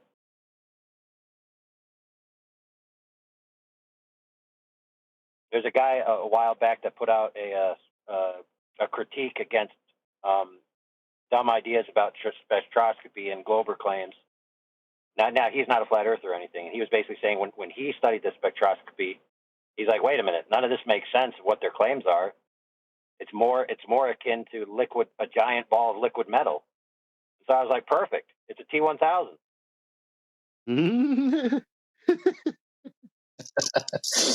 Some people believe it. Can I blow up QE's head a little bit again? Yeah. I can't get away from that because I thought this, but when he brought it to light yesterday, it's like if there's no QE and there's no focus on the scientific method, then what does the conversation look like? Hey, Witsit, should we talk about ether tonight? Yes, Nathan. Let's talk about the highly profitable ether. Hooray! Let's all have our open-toe sandals slip a day. Ether time. Like, and the point is, ether time. One man, not to be prideful or anything. Maybe it was God working through. It had to be done, but one man really did change the landscape of things. And it's like when you think that you're an individual who can't do that, think again. Like we got a prime example right here. That's the biggest difference. What, you doing a blockbuster trailer? Did you just call QE the Knight Rider? One man can make a difference. I'm just saying, yeah, he just did a full-on blockbuster trailer. It was a time of turmoil. One man changed the landscape for everyone. Y'all are making jokes and it's funny. But if we're keeping it real, that is the biggest contribution that we have. I don't know I mean, can anybody challenge that? I don't know. Refracted coming up with measured flat. That seems pretty relevant to me.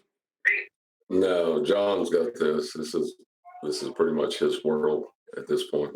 I knew I was going to get a rise out of you. One man can make a difference. Not to blow smoke, but one man can make a difference. I'm making jokes. Hold on, he reminded us yesterday. So I guess that man is the quantum eraser.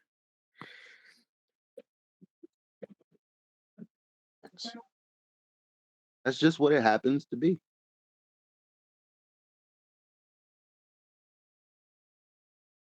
And if you don't like the man, you've got the website. He's over there blushing like Mayor West or something. Like I said, the only guy I heard talking about like science was the Robbie Davison guy, and he was calling it scientism. Yeah, no. Ew. Ick. Bleh. Ew. I'm just saying, I know. I didn't learn it I till know I what got you mean here. when you I say understand. ew. I'm not saying that. I'm just saying. I heard him saying that science has nothing to do with anything, and he's called it scientism. It wasn't until I got here. Yes. Well, wasn't he attacking it like you know, in a lot of people's minds, they basically supplanted the concept of science as some kind of religious idea in their world. You know, like it's like the priesthood telling them what to do. Wasn't he doing that type of thing? Yeah, they still are. They call it scientism. Yes. Yeah. Scientism, correct. Okay. But he was talking about methods and things like that, and so yeah, that's the first I heard it. But it wasn't until I came here that I Not heard that it laid that's down not the a way it's thing. laid down here. Not that that's not a thing, but that's not the scientific method. That's completely non sequitur. Right. You know, so That's he more of would a have got that's more us. of a He would have polemic, got right? us to Jarenville. I'd have happily still probably been watching all of his streams, which is. I wasn't. At one time, I was talking about Nichols and Morley. Chill. Yeah, but also, guys, check this out. The idea about the scientific method and all these standards, right? It's not exclusive to this topic, right? It pervades so many topics. Like, for example, I'm pretty sure, if memory serves, that QE was involved with atheist or evolutionist debates in the past, and I'm sure he used it there as well. See, the problem is without QE, I would have tried to use science against the Bible. That's y'all not understanding how big what feel- he did I stopped a understand lot now. of bad thinking. I understand now. Feel like, yeah, I agree with you, Eli. I feel like we would have got stuck in years of the category error trying to conflate science with flat Earth. I feel like that's probably, besides the method itself and actual experimentation, formulating scientific theory, I think we would have just been stuck in the category error. Oh, this is scientifically proved flat Earth. That's a marked point that I think we've all noticed throughout the years, is that we encounter people who, in their worldview, they have an agent who is the creator of everything, infallible, and has a holy writ that he has given to his people, which says one thing. They have that on their left hand. And on their right hand, they have their opinions of whatever it is the mainstream calls science. And many, many times, if not most of the time, even though on the left hand they have the God of the universe telling them something, and on the right hand they have men who they know are deceptive in their own worldview, they side with those men because of that word, science. So here's what I'm thinking, right? Let me try to walk this back. Logic comes from God, let's just say that, the creator, right? And at the heart of the scientific method is logic.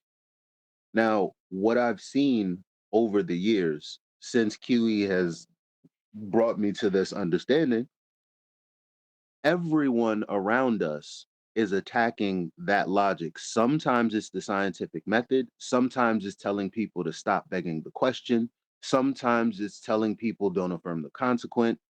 So they're always attacking him. And I've noticed that. And I'm like, is it justified or is it not?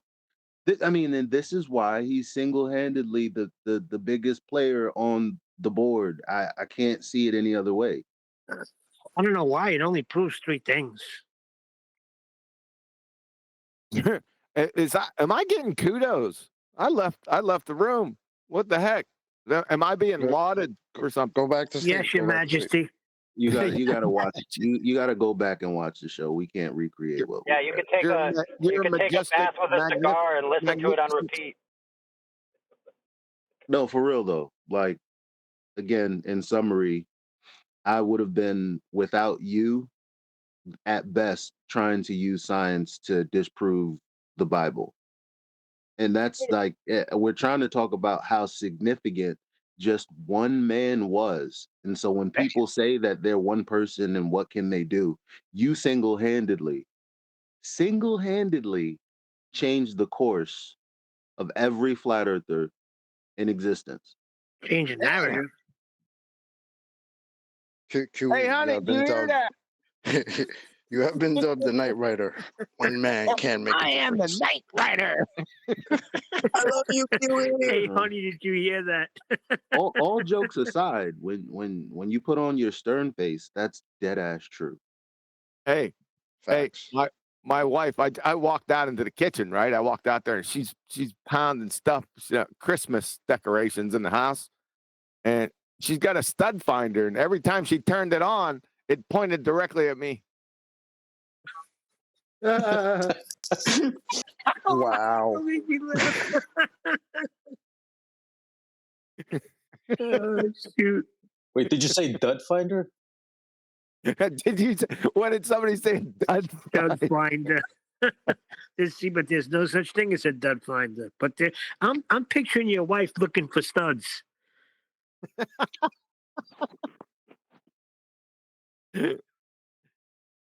I'm just saying there are a lot of ways that we're still mentally enslaved.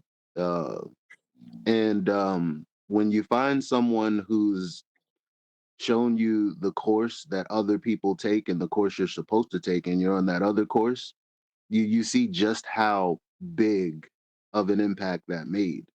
Damn. See, You got to think about it. I mean, you know the way you said it? I don't mean to cut you off. The way you said it, though, right? You would try to use science to debunk the Bible.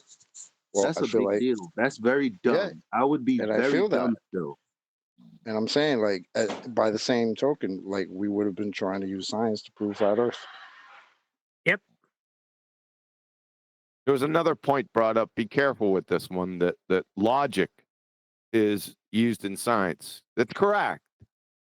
The scientific method is a logical, stepwise method. However, its results are not logical. I didn't say used. I said linked. And I explained how it was linked to No, the you said the scientific method. center. Well, okay, because logic and reason comes from God, I said. And then I said at the heart of the scientific method, it's, obviously the if this, then that, or if this, not that. And in other scenarios, it's just not making logical fallacies like to come to conclusions, begging the question, affirming the consequent, all these other things in other areas that we deal with. And I said, actually, the reason that people push back on QE is not just for the scientific method. At the heart of it, they don't want to think right. And he's the only one that's been trying to get us to focus on, well, what is logic and reason, and what is all of these logical fallacies going on? And also, here's the scientific method. You did a lot of shit. Come on, bro. Like, it's ridiculous how much you did. All right, QE, how much did you pay him? Not enough. I'd like to thank all my fans and my mom for having me.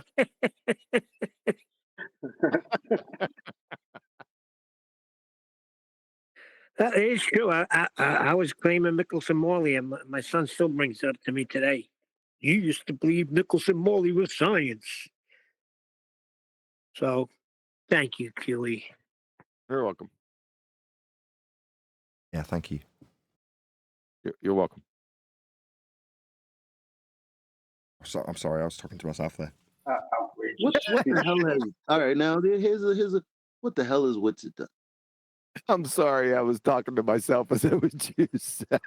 Why, Witsit done something else? Please tell me no. Nathan, that's so.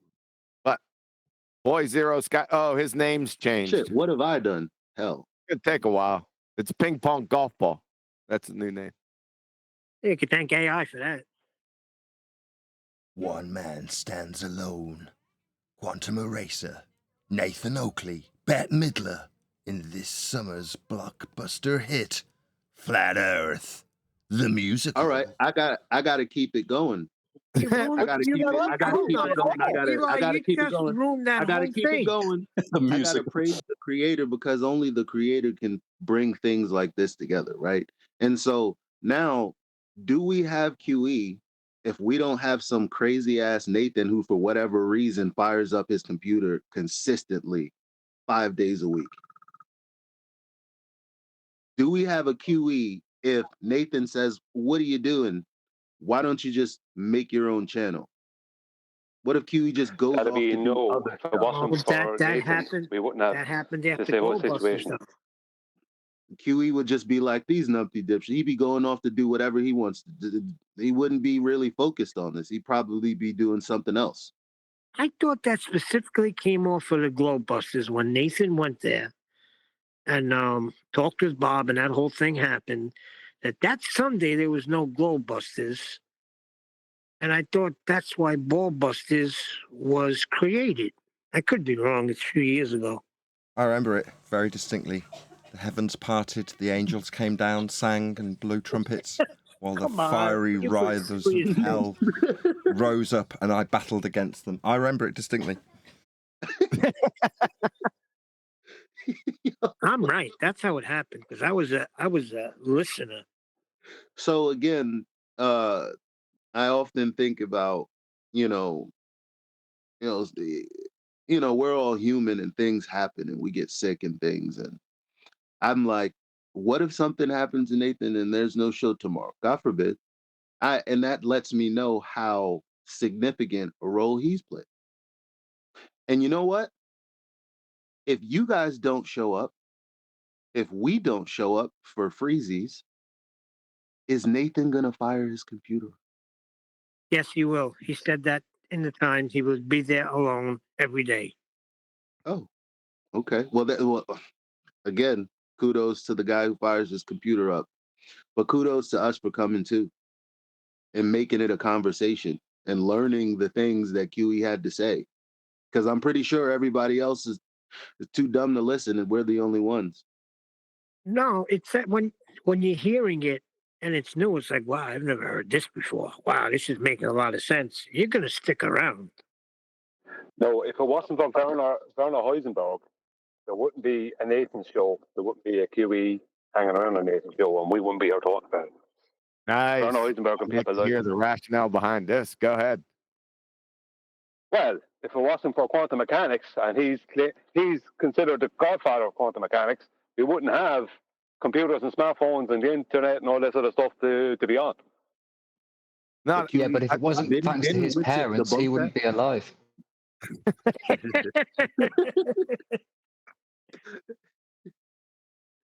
Well, But I thought we can Witsit debunked retrograde quantum this. mechanics. We can retrograde this chain of events all the way back to a single person. The person who deserves all the glory. That person is Jesus Christ. God. Who was it? Jesus. Jesus Christ, the creator of everything. Oh, okay. Thank you, Jesus. But, if it weren't for Mary. If it weren't for Mary, is that what you said? The Roman Catholics would love you right now.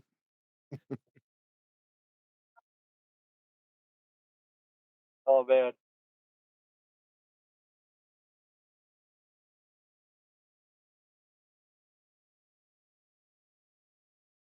Neil, I got a question for you. Somebody posted a really funny thing, and they asked if it was you in this commercial. Did you check that out in the chat the other day? No, I didn't see anything. Where?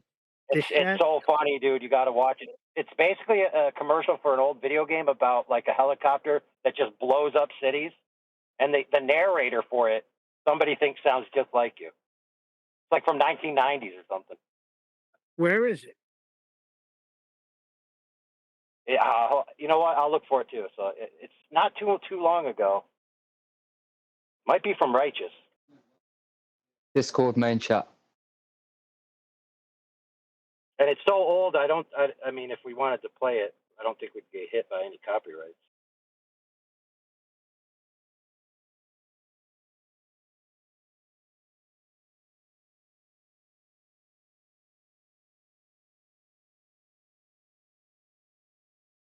So, QE, about that Oh, there it is. Christmas tree yesterday, I was reading Jeremiah, and I think you're right.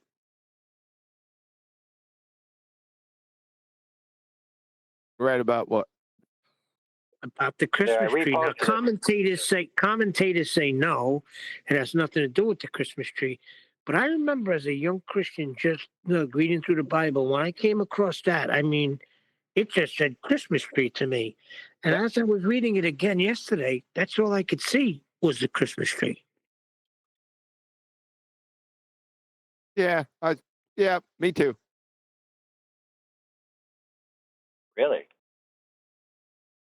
Yes. Interesting.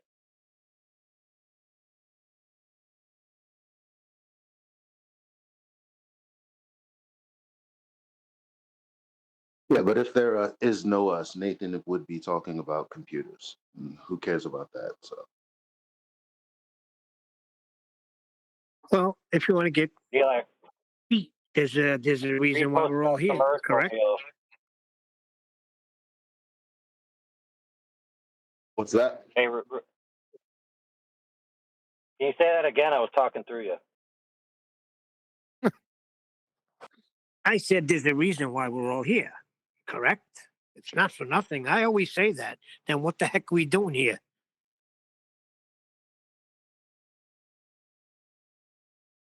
It's like we're on a real life quest. You can't deny it. What you need to understand is you've already made the choice. Now you're here to wonder why you made the choice. That's deep.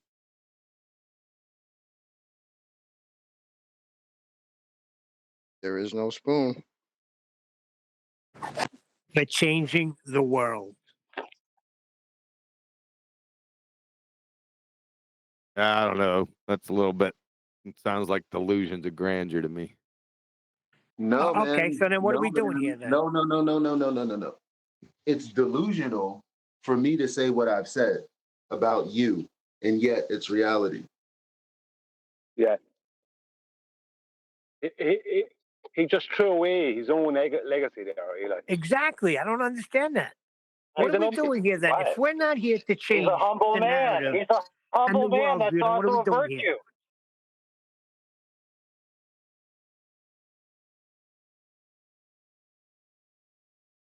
Look, Quantum Eraser knows all glory goes to Jesus. Right? Very simple. Yeah, I understand that, but we're here for a reason. And if that reason is not to change the narrative and people's perception of what's going on, I mean, what are we doing here? Hey, there's a verse like that, Neil. I don't know if it directly applies, but it goes something like this.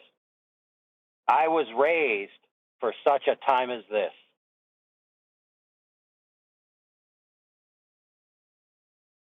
I think it was Esther who said that.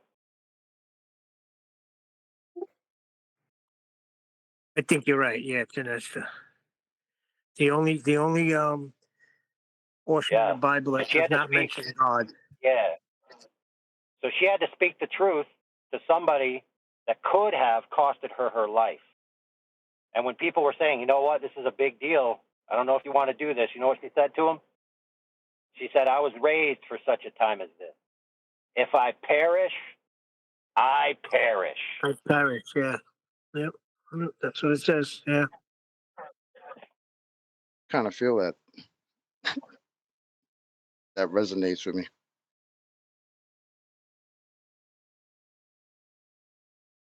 So does a short bus. Yeah, every man.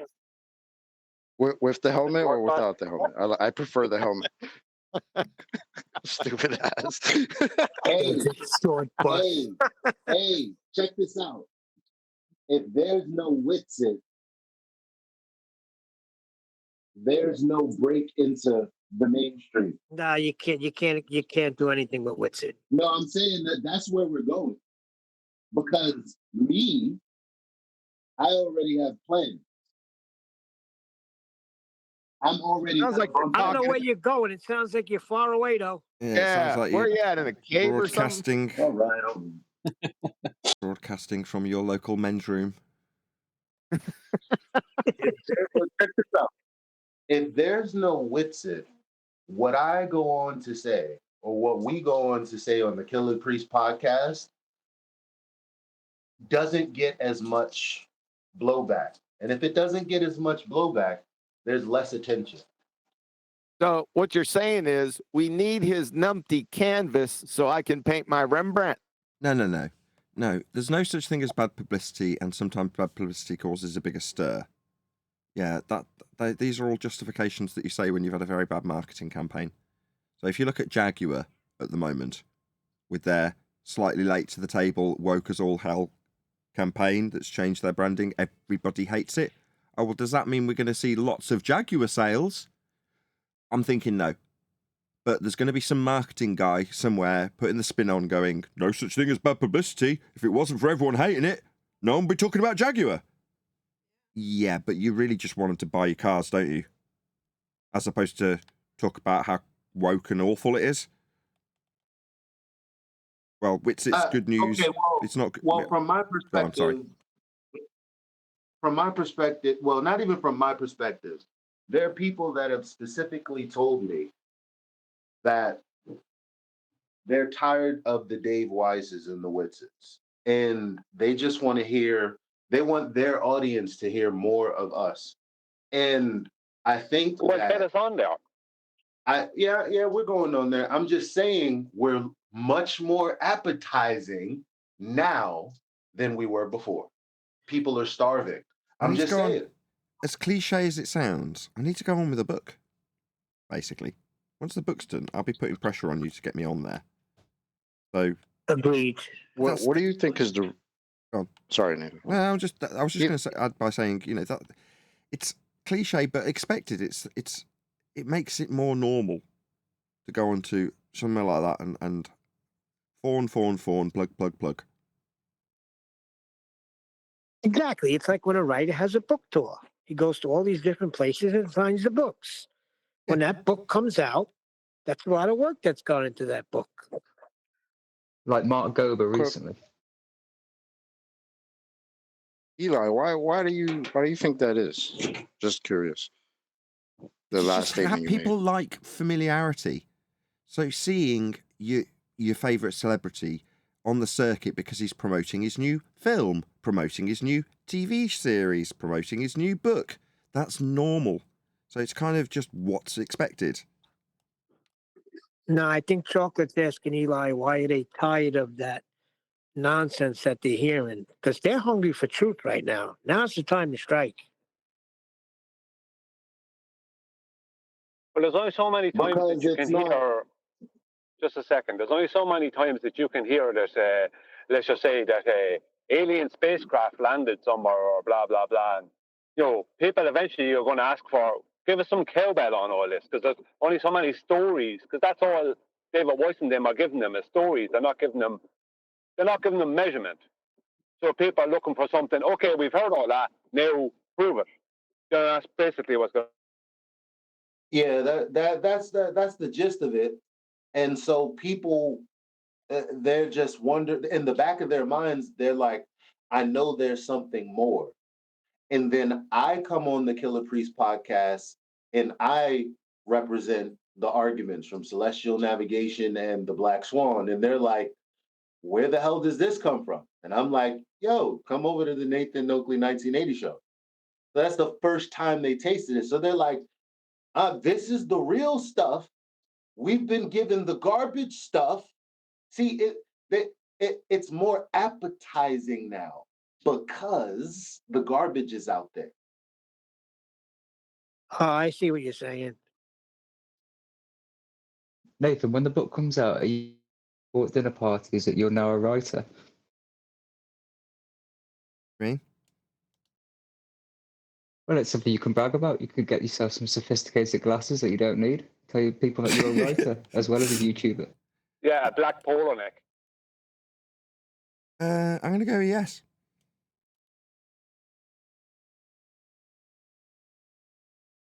You might as well milk it. But doesn't Tent Man have a book coming out also? suspect I made mistakes. Maybe I did, maybe I didn't. We should do a look back on when I went on Killer Priest podcast. Let's review it. Go ahead. We'll give that a treatment. Pull it up. Put it in Skype. Treatment. You want me to pull it up now? Yes. I mean, because I'd also have to find the. Give me 10 minutes. 10 minutes. Dun, dun, dun, dun, dun, dun, dun. Is it up on your mantle? I mean, Killer Priest this, Killer Priest that, Killer Priest. And then when I went on there, we figure it was up on your mantle. You could just grab it. No. Aren't priests meant to heal people?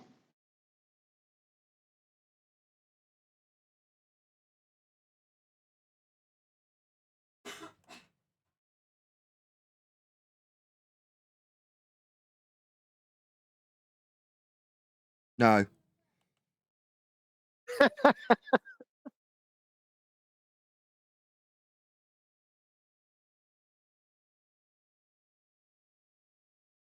Brian, you know what it's going to do? It's going to show the stark difference between what Witsit would do in that situation and what I would do in that situation, because Glover's were present. You mean what ping pong golf ball was doing and you were doing? Yeah.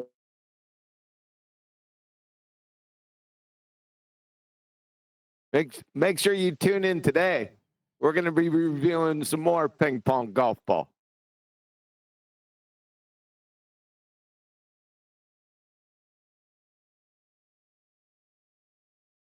And Brian.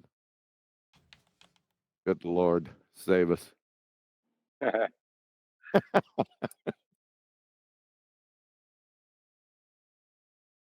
I'm down.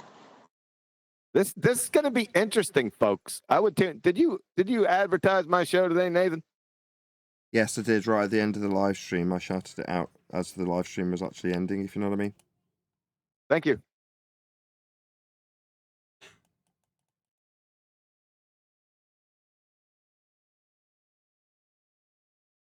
Better late than never, ever, Nathan.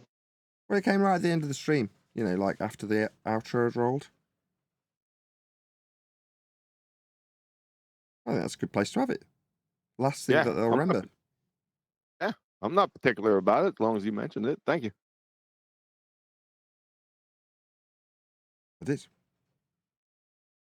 Good like that. Wow, that's scary. That does sound like me. I didn't get paid for that.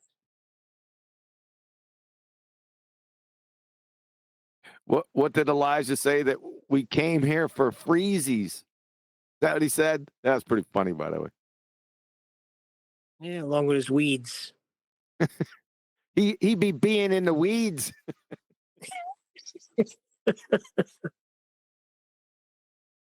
I just listened to that video game thing. It does sound exactly like me. That's scary.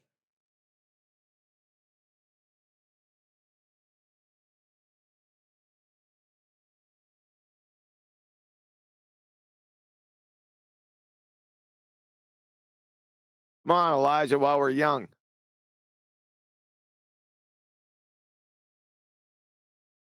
We could watch the Cobra Kai thing. I think it's only 20 seconds. Let me get out the shower, watch the Cobra Kai thing. I'm almost there. You were talking to us in your shower? That's gross. That's dedication. It's gross.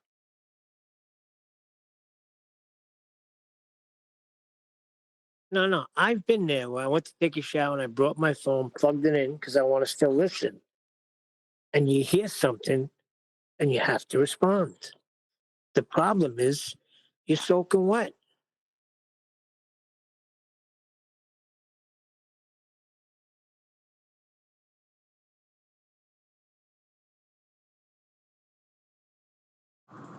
I actually only listen to this show in the shower. It's my favorite place.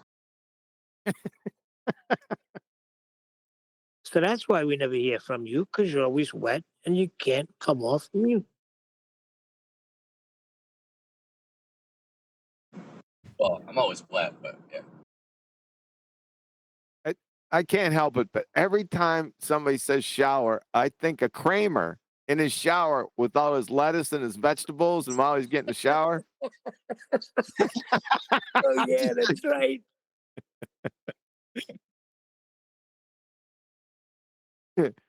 He's trying to save time.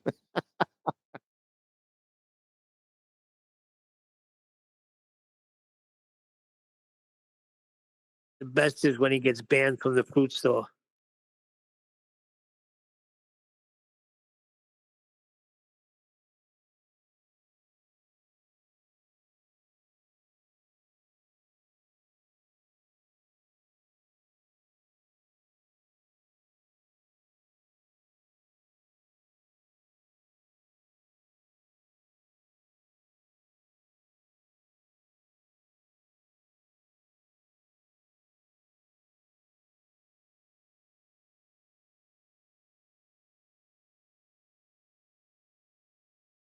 A lot of dead air right now.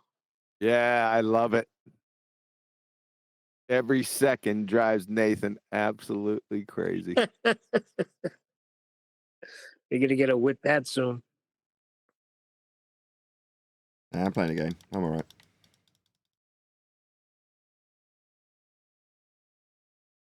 right. Today's video that we reviewed, Data Time, we had a conversation with Will Duffy recently as well. So that's a video for the future, if you've got nothing to cover. Who had a conversation with Will Duffy? Data Time, the host of today's video that we reviewed. When is this thing taking place anyway? Wasn't it supposed to happen already?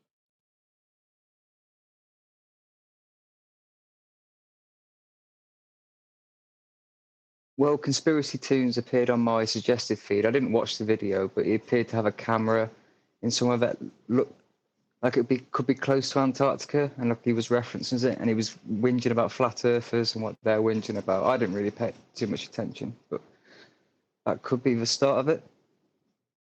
But it's supposed to take place on a certain date, correct? This final not experiment. Excrement, I don't know.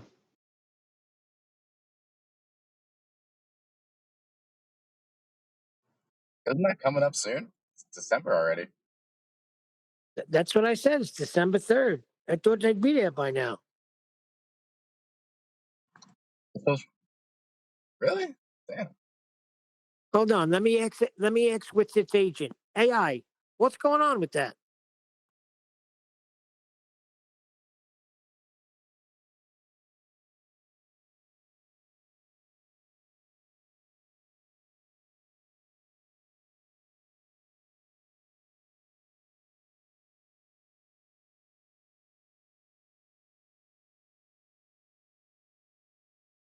Come on, that was a good one.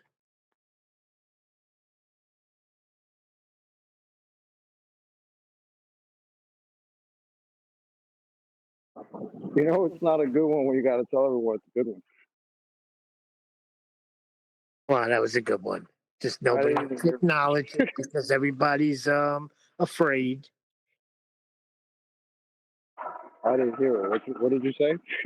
We were talking about the final excrement, and these guys said it's December 3rd. I said, yeah, aren't they supposed to be there? What's it's going? Let me ask his agent. AI, what's going on with that? You don't know if he left.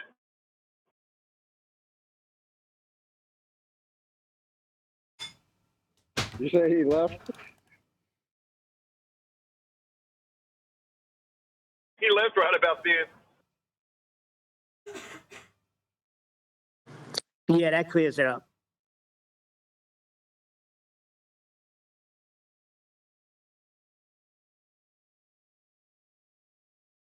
Come back with that, but a little slower and a little more audible. What did you just say?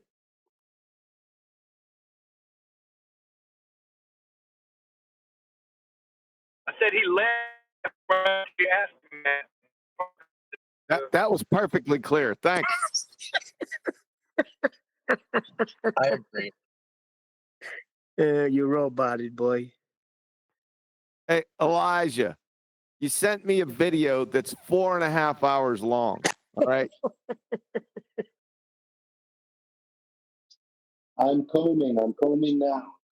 Yeah. I'm about Trying to an find it. I'm hour gonna and go get, 37 minutes. yeah, I'm gonna go get breakfast, so you might have to wait a few minutes. All right. I'm almost there.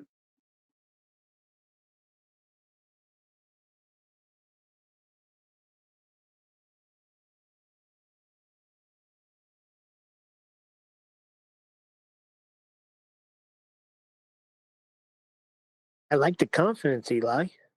Putting yourself right under QE's microscope.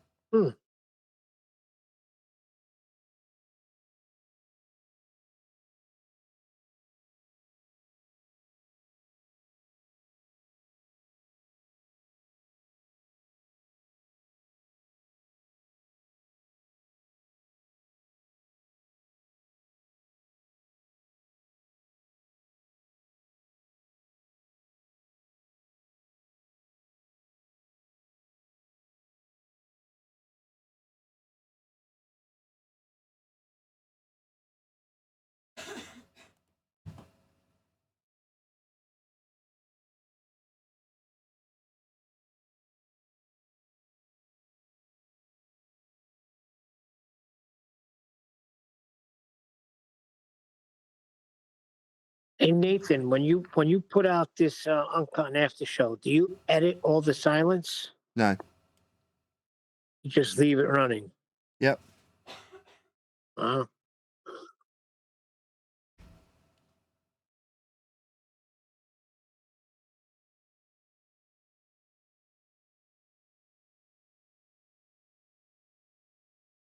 He's on Fortnite. That's all that matters, Neil.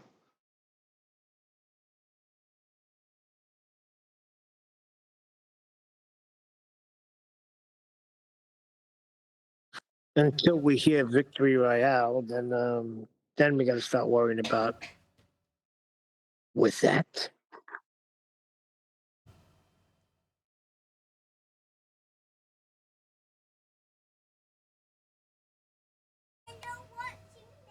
When he's got that dopamine hit of killing 11-year-olds on a video game, being the best of them.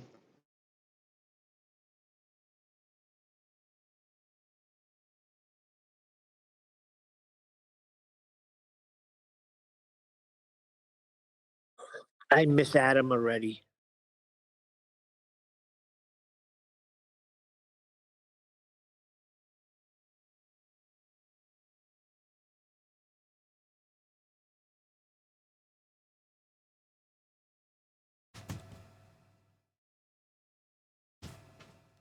So Adam said he's definitely not coming back. Or he's just taking a hiatus. Both Adams are gone. The price of Adam is not here either. Where did Adam Aiken go? Oh yeah, okay, let's see it. Hey, you remember that guy that just walks into the middle of a conversation and doesn't know anything? He acts like a child, asking questions about everything. Yeah. You mean Eli? No. In this case, it's me. Is Adam Meekin okay? We don't know yet. Adam's fine. Just not Let's going not to hear talk from him about it. again till Christmas. As long as he's okay, that's all I care about.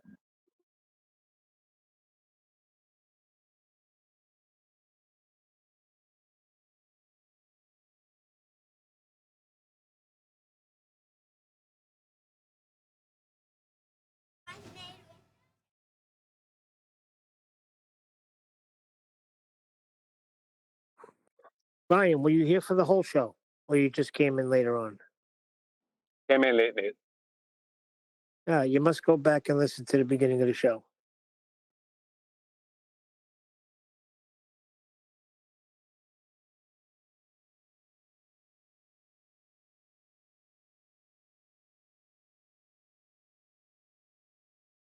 Yeah. Did anybody hear what I said about altitude being measured from the vertical and elevation measured from the horizontal?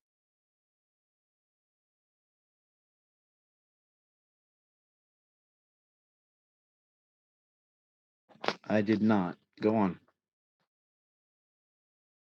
I mean, I ain't saying that there's explicitly defined that way now, but that would be a good way to make a distinction between the two.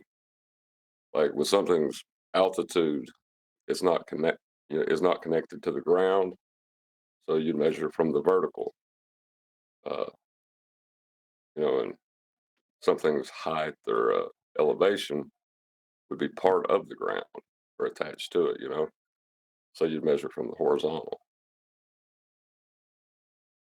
I think I got you. So refracted. Why was Johnny so adamant about Nathan using circles of equal elevation rather than circles of equal altitude when explaining it?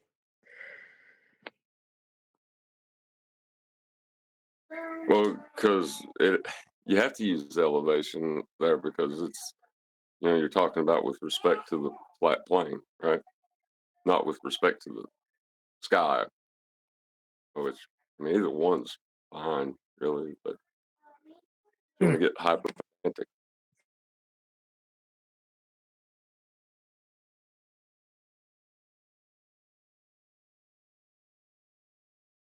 Has anybody heard from that guy, Johnny? I haven't seen him in a while.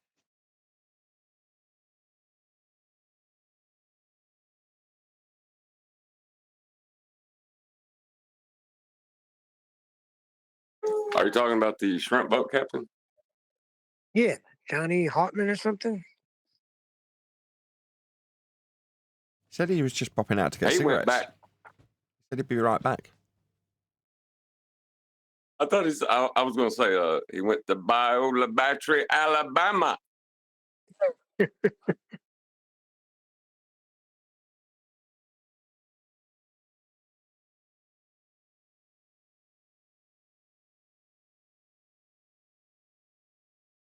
That he was QE's favorite.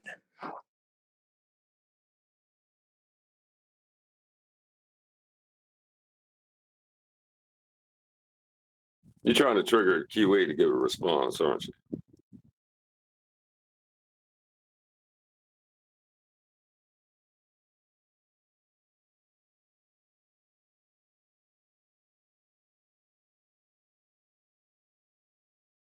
Hey, I didn't get a chance to go back and watch the video yet, but in the after show yesterday, did anybody ever catch on to what I said to Nathan, or did y'all just let that go?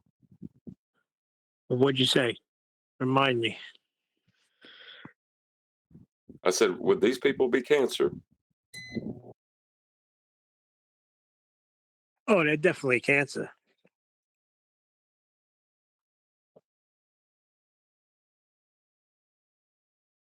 Anybody that's promoting that as some sort of good thing that's happened, I have to question.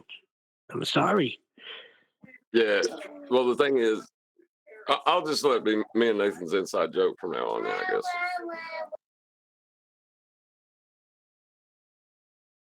You're talking about the Patricia here and what's his name, right? Mark. I don't know. If I have to explain it, it ain't funny. You know what I mean? It was funny at the moment, but no, it's like everybody was too upset to get it. Right, are you reviewing that video with Mark and Patricia once you've seen all of Whitsitt's debate with Tim Paul and so and so? We have now. Yeah, we've been going over it. Does it change the context of the Patricia and Mark interview if we have watched all of the Whitsitt debate? You're talking about this like it didn't just happen yesterday, and we did cover Mark and Patricia. And yeah, it did change the context subtly. Oh, sorry, I was at work yesterday. I haven't caught up. My bad.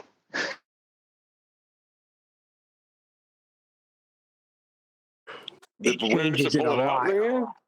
I missed the review. Did Witcher pull it out in the end?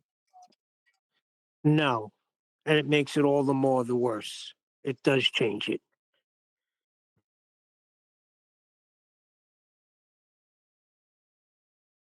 So when we were being told that the last 30 minutes, the last hour of that was going to be specifically about flat Earth, it wasn't. He just dropped in various flat Earth buzzwords at various different points, but it wasn't like he'd put them together as a rebuttal to certain points that it had, for example, put to him in the opener from Astronomy Live, or anything like that. He just dropped in words like elevation angle. So, in a way, you can say without lying, oh, well, I said those things. Well, yeah, you did, but in the middle of a long, very fast-spoken statement that didn't really make it conclusory for anybody listening. But yes, in some matter-of-fact way, he did say those words at some point. He never hammered them down. Never, like Huey says, dropped anchor and broke it down for people. He just said it in passing. So if you want to consider that good, then I got to question you. Yeah. Okay. That's what I thought. The word I heard the most was electromagnetism. There you go. That explains it all. That's a shame, you know. Like, I was really pulling for him. I was, because when he did something good, I was one of the first ones to like cheer for it. When was that? It was a response to somebody. I can't remember exactly now, and you put me on the spot, so it seemed like there wasn't one. But there was a couple of points where he shut him down. If you have to think about a 2-hour video for the points that he really did good on, then there's a problem. Oh, definitely. I ain't saying there's not a problem, Neil. I'm just saying that, it's not like I'm being biased because I don't like the guy, you know? Yeah, I get that, and we all get that. It has nothing to do with like or dislike. Nothing to do with it. It's what you say when you're supposedly representing us as flat earthers. And all you talk about is, what did the guy say? All he heard was electromagnetism. I tell you, the only coherent points I heard Witsit make or be allowed to make was when he was stating a claim they make. And, he'd be interrupted or the subject would change. He was only allowed to put in their claim. And with that, I'm going to say another huge, massive, enormous thank you to both Discord and G Plus panels for making today's after show possible. Happy Boxing Day if you're watching this as a member of the general public. I've been Nathan Oakley, and I will see you all in the next video.